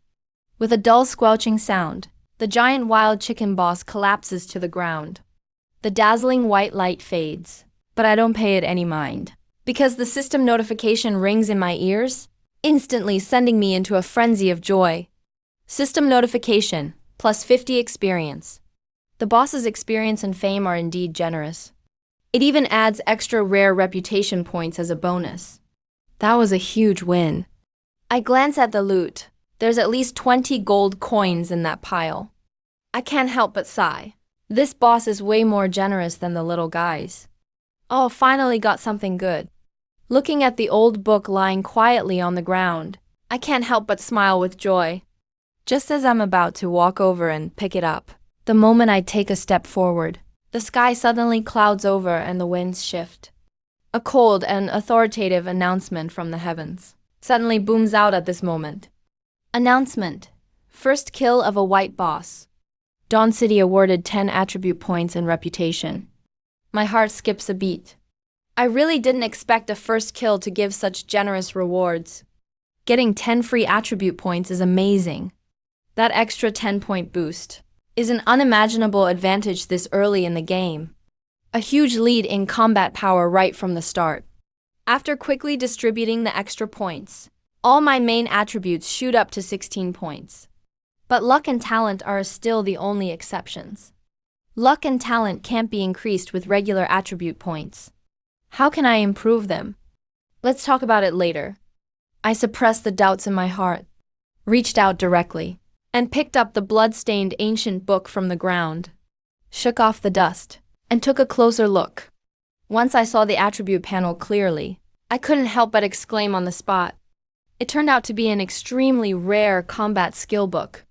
It's a white quality power strike. Even though it's low level, the panel clearly states it can deal 10% bonus damage. Although it's only white quality, it can still deal 10% bonus damage. Having multiple skills at my disposal will definitely make me stronger. I immediately clicked to learn it. Looking at the new combat skill on the panel, I suddenly realized these precious skill points are meant for upgrading combat skills. Holding 2 valuable skill points in my hand, I didn't dare to use them recklessly. You have to use your resources where they matter most. I must test this skill in action first, and decide afterward. After closing the panel, I used the gather skill on the mech pilot. Besides Feather Captain, I actually got a surprise and found a Tier 1 crystal stone shimmering softly. It's a crystal stone! Clutching the stone, I realized suddenly that this is the material needed to upgrade the core crystal of the territory. It only drops by killing bosses. Now that I know where to get the material, I don't have to run around cluelessly anymore. Feeling in great spirits, I opened the lively chat room. As soon as I opened the channel, the entire screen was full of complaints about my Dawn City. Cries and worship all over. Everyone was spamming damn in surprise. Why is it this guy again? Lord of Dawn City, you're such a badass. Does your family know? I saw the screen overflowing with envy and shock. Countless people started begging me to let them join as my followers.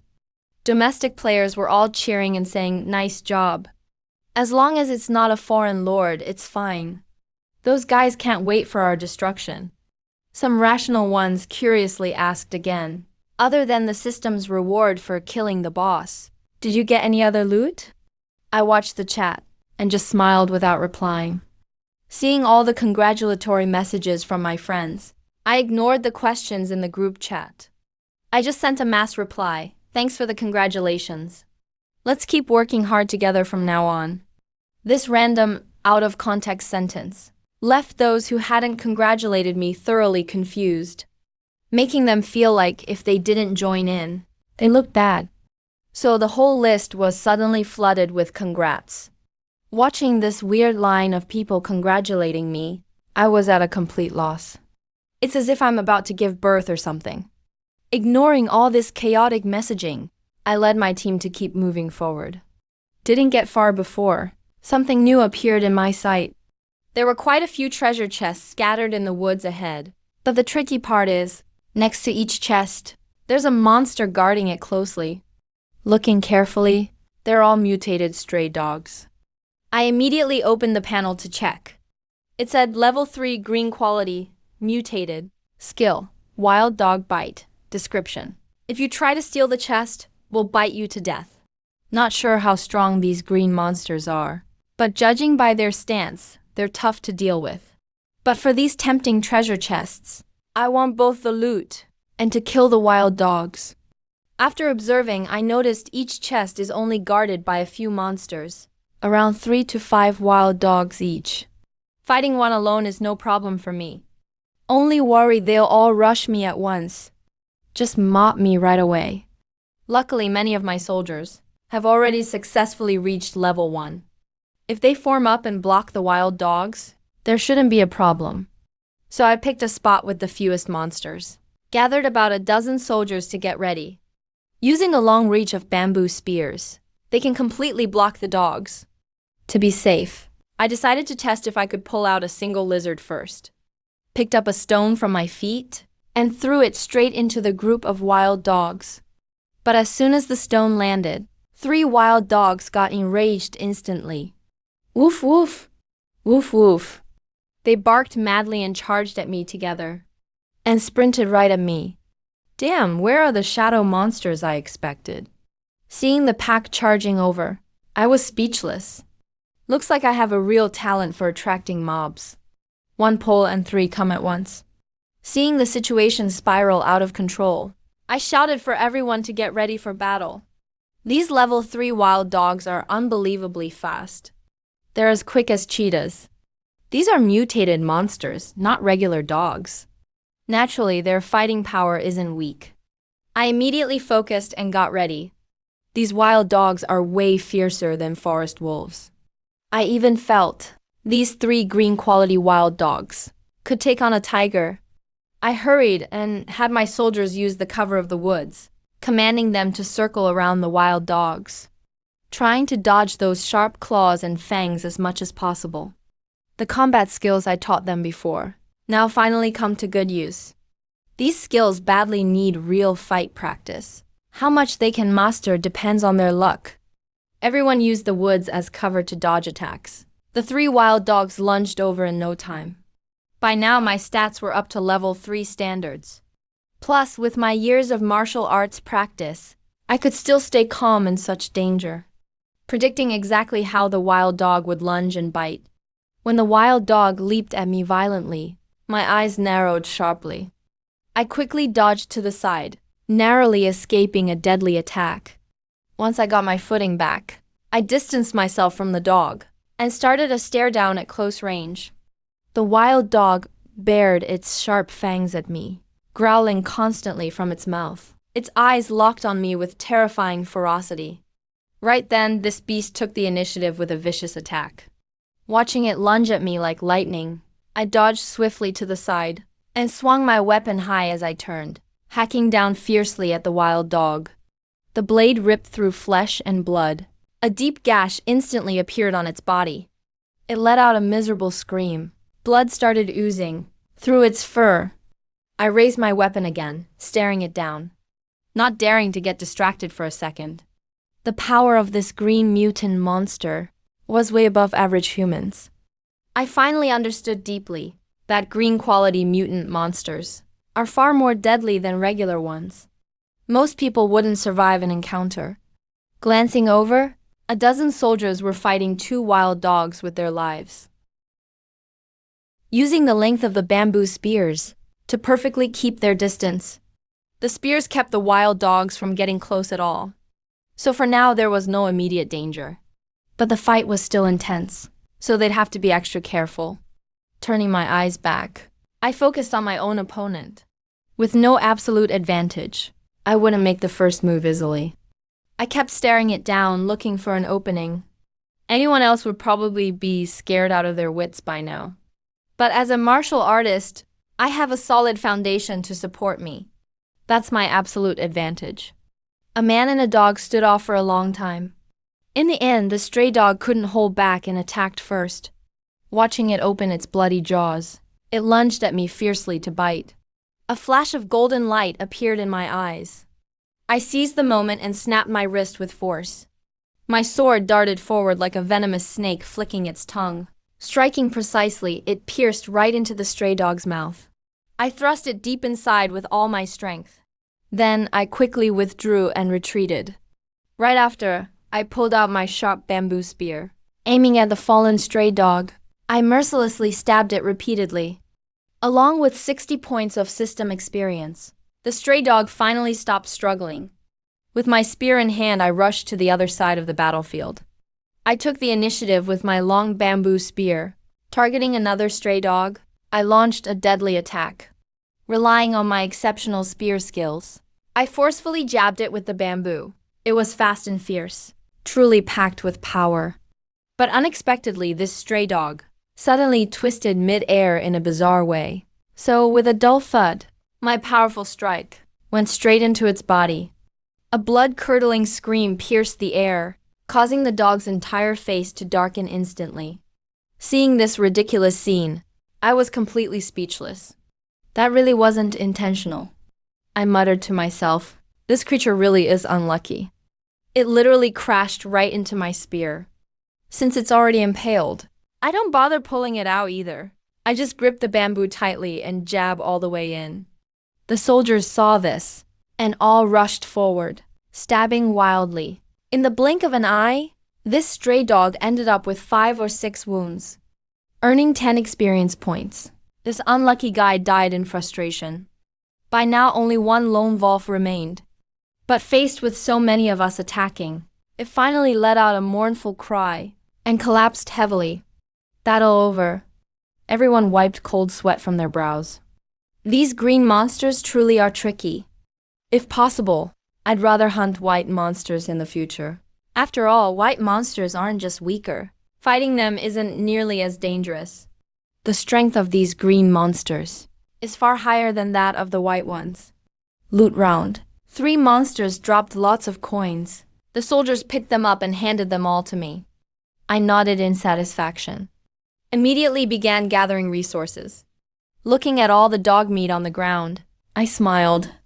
Tonight I can finally enjoy some tasty dog stew. But what I cared about most were those treasure chests.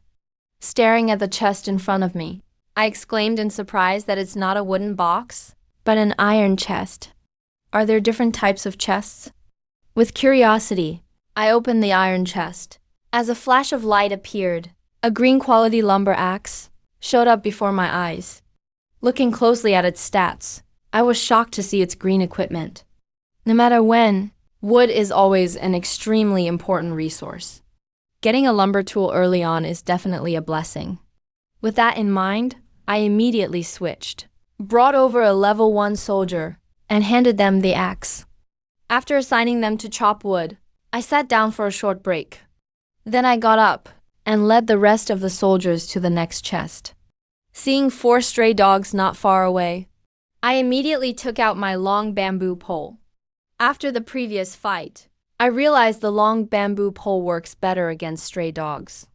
At first, they approached very aggressively, but just a few meters away, seeing the long bamboo in our hands, they sensed danger. Seeing this, I used the bamboo's length advantage to attack first. With flawless teamwork from the soldiers, the 4 stray dogs were quickly killed. After opening that black iron chest, I took a closer look. Inside was a bundle of 20 arrows, which instantly delighted me. Earlier I had a bow but no arrows. Now they finally have a purpose. So I eagerly went searching for the next chest. Noticing ahead a chest guarded by 5 stray dogs, I stopped walking. I never learned archery, but with my strength I can easily draw a bow. To ensure accuracy, I practiced from a distance for over 10 shots. Once I got the hang of it, I led the soldiers to attack again. Seeing the stray dogs charging in, I quickly drew my bow and nocked an arrow. With a swoosh, the first arrow hit spot on. Though it didn't kill, it achieved the goal. I immediately shot again, but the second arrow unfortunately missed. I took a deep breath and fired a third arrow right away. With a swoosh, the arrow was lucky, directly hitting the stray dog's thigh. At that moment, the stray dogs finally closed the distance, roaring angrily at us. Listening to their furious barks, I noticed 2 strays lagging behind, so I decisively led the soldiers and launched a fierce attack on the front 3 first. After a tough battle, the front 3 stray dogs were all killed. The 2 rear ones were wounded and soon couldn't hold out, falling down soon after. After collecting the stray dogs' bodies, I unlocked another iron chest. Inside lay a piece of white quality armor, able to add 5 points of defense. Though its stats are basic, it's still far better than nothing. Putting on this black armor, I suddenly discovered a key pattern. I looked at the surrounding boxes and quietly pondered. Most of the metal crates yield equipment, while the wooden crates contain miscellaneous supplies. Although the supplies in the wooden crates are chaotic, they're all essential survival items. After realizing this, I followed this strategy, clearing wild dog monsters along the way.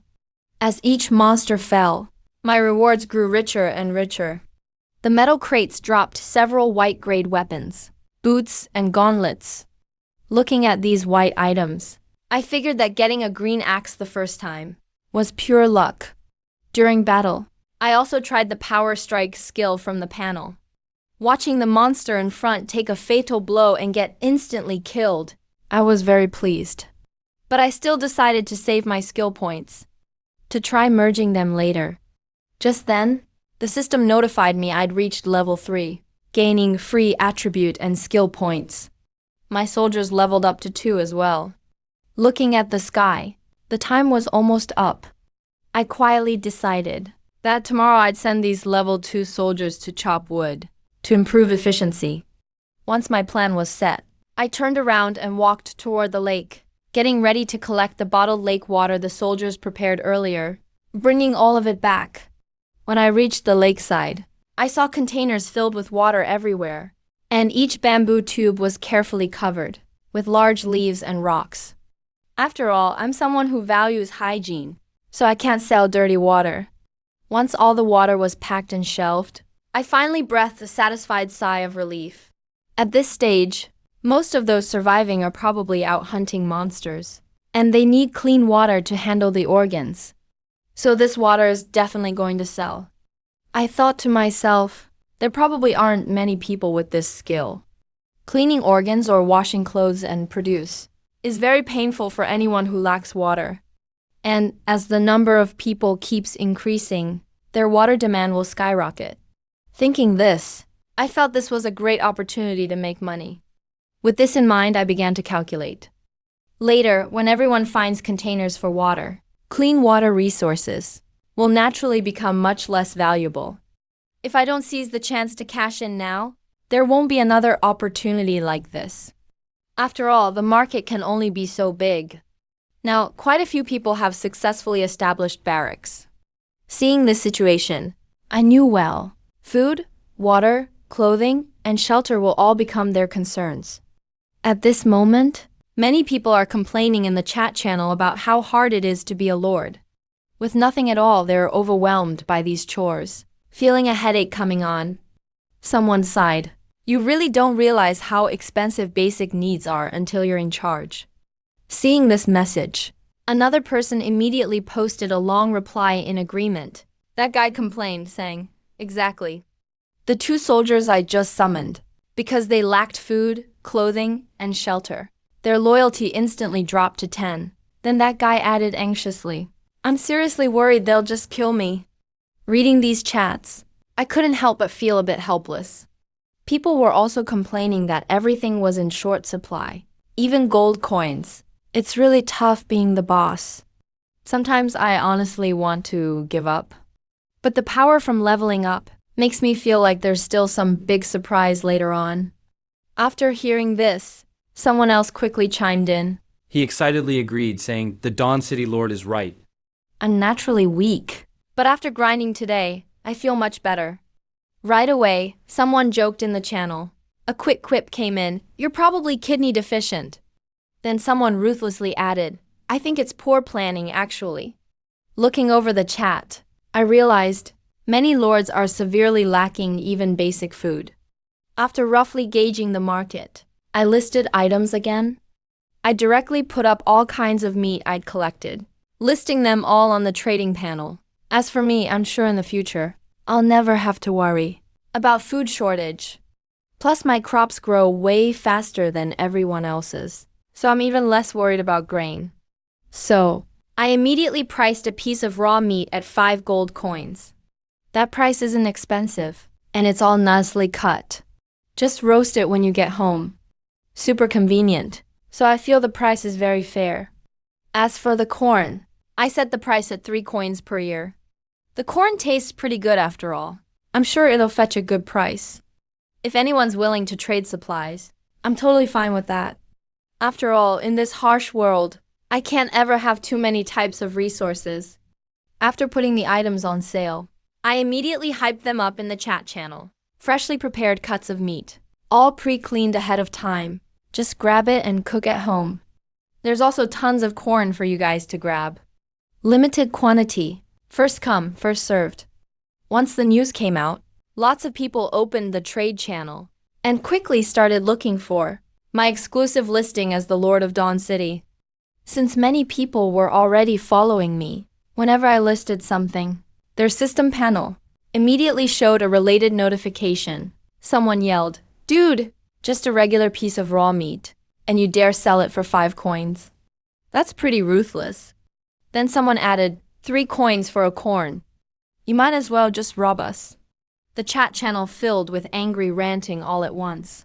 Seeing the barrage of insults calling me a scammer and profiteer, some sensible folks argued, "Actually, you really don't need to trash him like that." He continued, "Nobody's forcing you to buy. If you have the skills, Go handle wild monsters yourself. Seeing how it's cut, I seriously suspect he's a chef. Then someone joked he's a graduate of wolfing school. Seeing this, I chuckled to myself. My price isn't exactly cheap, but it's definitely not unreasonable. Everyone is short on coins. There are many dropped from monsters. Whether you choose food or coins isn't my concern. That's the price I'm selling at. Buy it or not, it's totally their decision.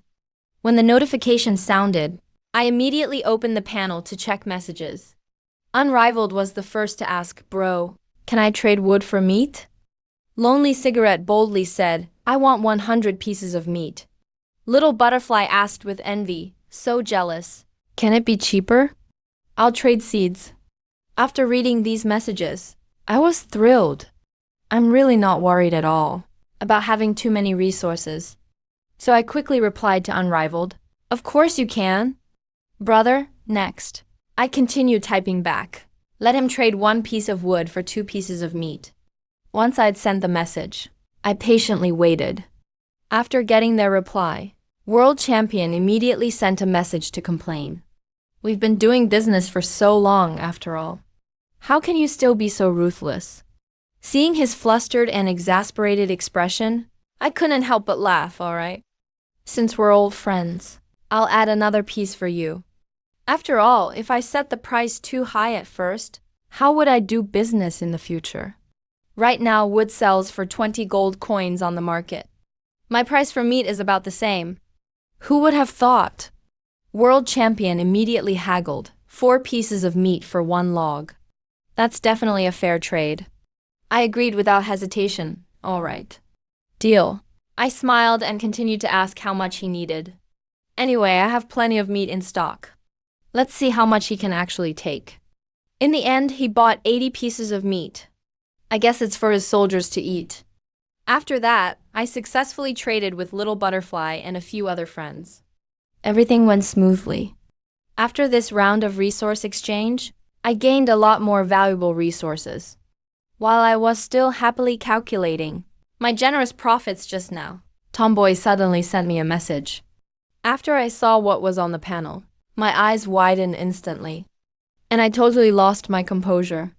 He got straight to the point and said he had a warehouse blueprint. He wanted to trade it for my food. Name your price. This proposal made me incredibly happy. I couldn't help but envy him. Another construction blueprint, huh? Why is it that my luck is so high, yet I can't even get a single blueprint? Looks like in this Lord's world, I'm not the only lucky one. Since he urgently needs food now, the next step will be much easier. For me, no matter how much food, I can provide it. But blueprints for buildings are truly rare, and not something you can just get easily. You really need a lot of luck to find one. I started to think it over. The price for a construction blueprint is really tricky right now. Those who want to build lack materials, and those who don't want to build don't understand the value. That's exactly my advantage. After all, I have plenty of resources on hand. Right now, all I need are building blueprints, especially a warehouse. With it, I can safely and securely store vast amounts of supplies. Once the warehouse is built, no need to pile so many resources in the wooden house anymore. Thinking of this, I made up my mind. I must have this premium building. But on second thought, probably only a handful of people in the whole world want this thing. After all, only very few people have massive supplies right now. So I replied unfazed. I wondered what kind of blueprint you had. Turns out it's a warehouse blueprint. Even if you build it, there's not much to store in there. Then I tested him, but still, it's a building after all. How about this 50 pieces of meat? At 5 gold per piece of raw meat, that's 250 gold for 50 pieces. Though that number doesn't sound nice. At the start of negotiations, I certainly can't offer a high price. Sure enough, after hearing my outrageous offer, Tomboy was obviously not happy. Even though, apart from him right now, no one's selling this building, and even if someone did get it, few would waste resources building something so useless. In his eyes, it's still a building after all. Just 50 pieces of meat obviously wouldn't satisfy him. Then he said plainly, 200 pieces of meat. Hearing this price, I immediately refused. 200 pieces? Do you know how much work it is to process all that meat? That's way too much. 60 pieces. Right now, no one knows gathering skills. Of course, I can't reveal my secret. I have to let him realize how hard it is to handle the meat. Make him think it's really difficult. Sure enough, after what I said, he hesitated for a long time. Food is already an issue, so who would waste resources on unnecessary buildings? If you have resources, better to build cabins and barracks. He tried again with another offer, 150 pieces of meat. After all, it is a rare building. We kept bargaining. After some intense negotiations, I finally got the trade for only 120 pieces of meat. Reached a deal successfully. Looking at the warehouse blueprint in hand, I was very satisfied. Then I started checking the panel. The white quality blueprint showed these required materials. It takes 100 gold, plus 50 wood and 50 stone. I've got all those basic materials. No need to worry about materials. After I confirmed the build, the materials were successfully deducted. The blueprint in my hand turned into a flash of light, and a warehouse building appeared before me. Although the warehouse isn't that big, for now it's enough to store supplies. So, I'm not planning on upgrading it for now. Looking at the completed warehouse, I immediately turned to Zhang San and Zhang Si. You guys, move all the supplies from the wooden house into the warehouse. After giving out orders, I continued selling the meat I had on hand, until I kept enough for myself. The food in the trading channel was snatched up instantly. Seeing how desperate the market is for food, I spotted a huge business opportunity. For now, I put away that thought and headed to the farmland. Checked on the crop's growth. I had 2 workers assigned to look after them earlier. As soon as they're ready, the soldiers will harvest and replant. I've actually harvested a good amount of corn to keep others from buying and using it for planting. All the corn I sold was high-quality cooked corn. Seeds have to stay in my own hands. White seeds mature in 24 hours with low yield. Green seeds grow in half the time and double the yield. Blue seeds have even more ridiculous bonuses. And so on. After obtaining golden seeds, the food produced can also have attributes. Like golden corn, it can fully restore stamina and eliminate hunger. As for other things, I'm still experimenting. The corn I dried yesterday isn't completely dry yet, so I had the soldiers roast 2 ears until they're dried.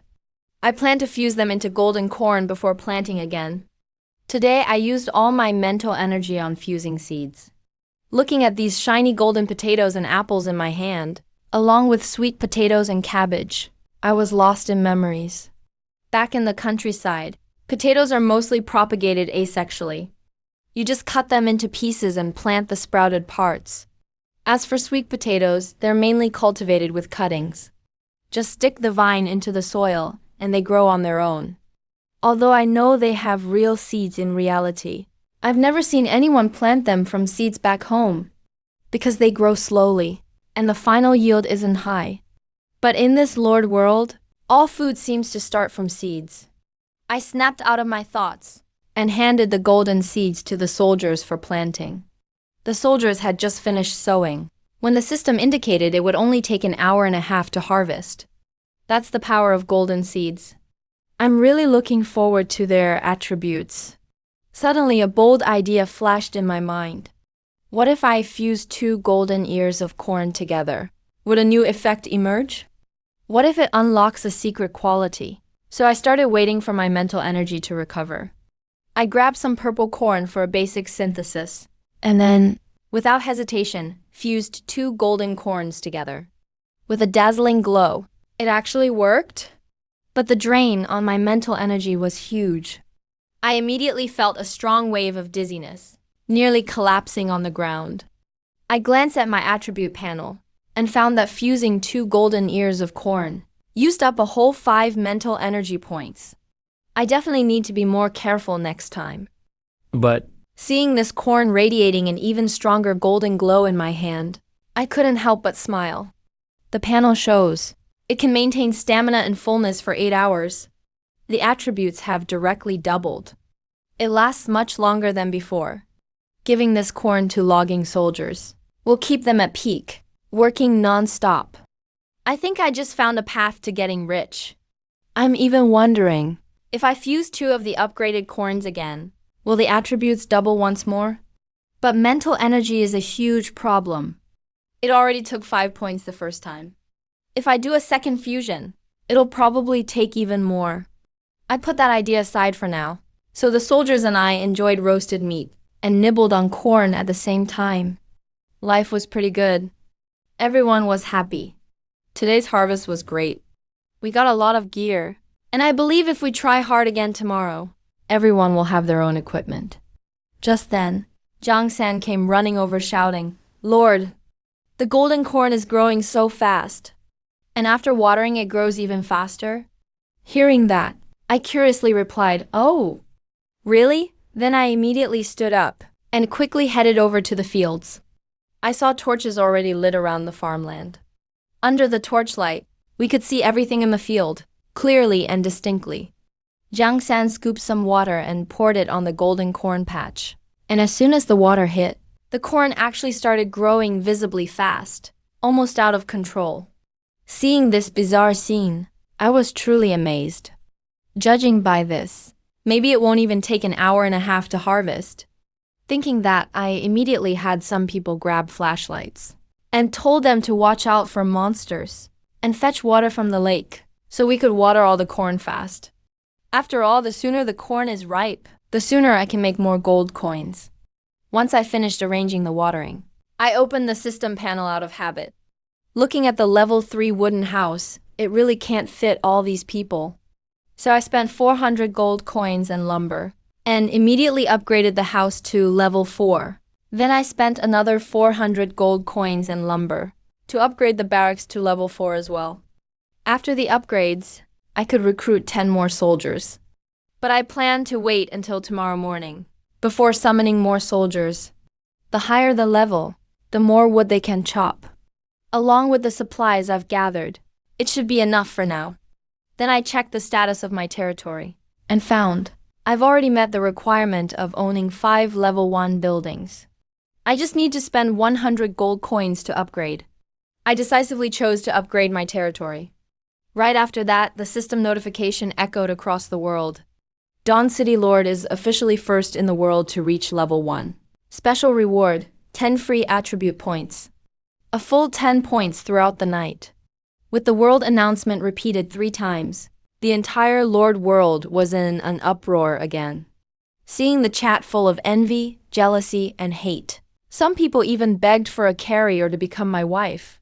I never imagined I'd be on TV again. But being on TV doesn't interest me. I'm only focused on those real rewards. I immediately distributed the 10 attribute points to boost my power. As for reputation, I still don't know what it's for. While I was thinking, Unmatched messaged me, "Bro, you're so amazing. Does your family know about this?" Seeing this message, I calmly replied, "Don't worry, they must know in heaven." He seemed surprised and replied, "So you're an orphan." Hearing that, I teased back, "That's how it is. Protagonists usually lose their parents." He was speechless. "Bro, have some shame." "Nope." I shamelessly rejected him. I said confidently. Then another flock of friends started sending all sorts of envious and jealous messages. Even Little Butterfly messaged, asking to be taken care of. Seeing these words on the screen, I mercilessly refused. "Sorry, that's not my thing." Watching him sigh helplessly, I said directly, "The world is so big. Don't think about me anymore. I'm not your type." He probed and asked if I was single. "What's wrong with being single? As long as you're happy on your own, it's all good." That's what I said. And Little Butterfly didn't know how to respond for a moment. He grumpily called me a straight man. I casually replied, "At least I'm not bent. It's nice to chat with them to pass the time when I'm bored." Just then, Jiang San happily ran over, shouting, "Lord, our corn is ripe!" Hearing that, I was honestly shocked. "So fast? It's only been about an hour," Jiang San explained, smiling. Watering cuts half an hour off the time. After hearing that, I immediately went by the fields and saw the soldiers had already harvested the ripe corn, with stalks piling up nearby. Looking at these stalks, I figured once they're dried, they could be used as fertilizer or fuel for a fire. They're actually pretty useful. So I ordered them to cook and start selling the corn, just as they were stoking the fire to boil the corn. I took out 2 more ordinary corn cobs. After some operation, I successfully fused them into golden quality. Looking at the twice fused corn in my hand, I realized my mental energy was running low. I could only put it away for now. I'll try again once I recover. When this batch of corn was fully cooked, I immediately put them up on the trading channel. Looking at the shiny golden corn, I set the price at 50 gold coins. If everyone wasn't so broke, I'd really set it at 100 gold coins. The powerful attributes of this gold corn really are worth the price. Afterward, I shouted in the chat channel that golden corn was just listed. If you want it, buy quickly. After posting, I shouted in the world channel as well. After all, there's a lot of corn. People in the Longtang zone might not buy it all. Sure enough, once the message was out, the channel instantly became chaotic. I saw people asking for strategies, some calling me a profiteer, others complaining about only selling cooked corn. I chuckled lightly, too lazy to pay attention. Just then, Unmatched sent a message right away. Bro, sell this corn to me privately. Give me a better price. I'll trade wood for it. Seeing the message, I smiled smugly. I was just waiting for you to say that. I replied at once, no problem. 2 pieces of wood for 1 ear. Hearing such a low price, he was obviously stunned. He quickly and excitedly shouted, deal. It's a promise. Give me 50 ears first. I immediately traded 50 corn ears to him. If they knew the true yield of this corn, I bet they'd be insanely jealous right now. After all, for me, high-quality corn not only matures quickly, but also produces huge yields. Too bad. This huge secret is something they'll never know. Just then, Butterfly sent a message. Bro, this golden corn of yours, where on earth did you get the seeds? Listening to his shocked question, I couldn't help but tease. What if I said, these seeds are all made by myself? Would you believe it? He replied grumpily, you're human, not a plant. How could you make seeds? Go ahead, keep boasting. I can even make people. Seeing he didn't reply for a long time, I figured he was embarrassed. I chuckled softly and messaged him, if you want to buy 40 gold coins for 1 ear. Not long after, he sent a pitiful message, 35 coins, is that okay? I really don't have much gold left right now. Looking at his request, I knew nobody could resist something this good. I simply replied, sure. Then I directly traded 5 corn ears to him. Right after the trade, Lonely Cigarette sent a message too. He asked straight away. Say it. How much stone do you need to exchange for a corn ear? Seeing him be so direct, naturally I didn't want to lose this big stone supplier. So I replied right away, 2 pieces of stone for 1 ear. Pretty generous, right? Seeing my low price, he replied very satisfied, deal. At this stage, I'm the only one needing food. That trade definitely won't lose for him. After that, I got a lot more messages from friends. They all came with unused iron ore and similar resources to trade with me. Taking the chance, I kept an eye on the channel's movement. Whenever I spotted someone with resources, I added them as a friend right away. Thus, I obtained tons of materials. Looking at the mountain of minerals in my warehouse, even though I can't use them for now, I know these things will be super useful later on.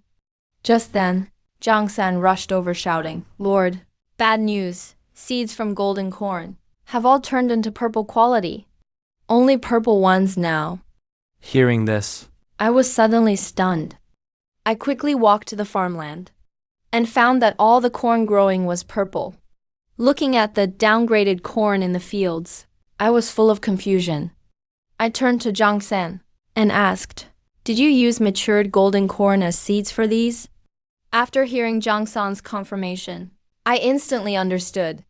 Turns out it must be fused by me personally to keep growing top-tier golden corn. If you use the harvested corn as seeds, the quality drops sharply. If others want to exploit high-quality seeds endlessly for free, it's absolutely impossible. But I'm different. One can completely recycle this purple corn and fuse it again using mental energy, making unlimited mass production possible. Once I figured it out, I immediately told Zhang to collect all the purple corn.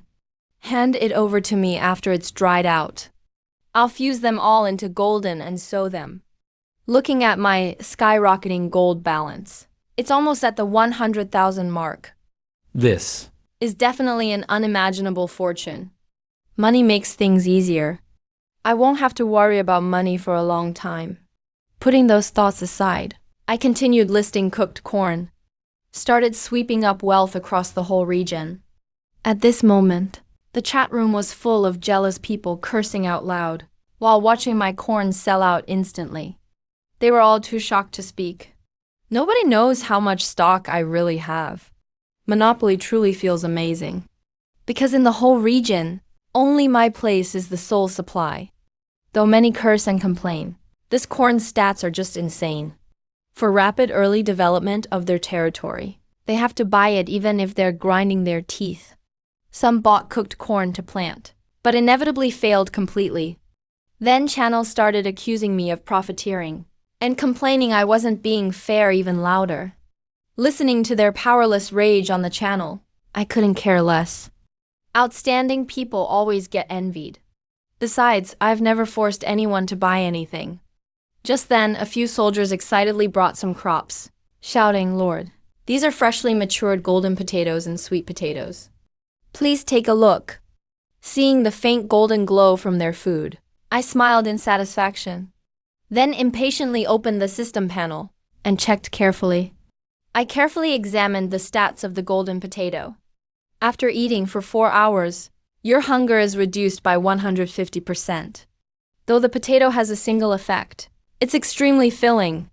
For those lords in the channel who are severely lacking food, it's absolutely a great deal. As long as you buy and feed your soldiers, loyalty won't drop. After all, if they don't get enough to eat, what soldier would willingly risk themselves for you?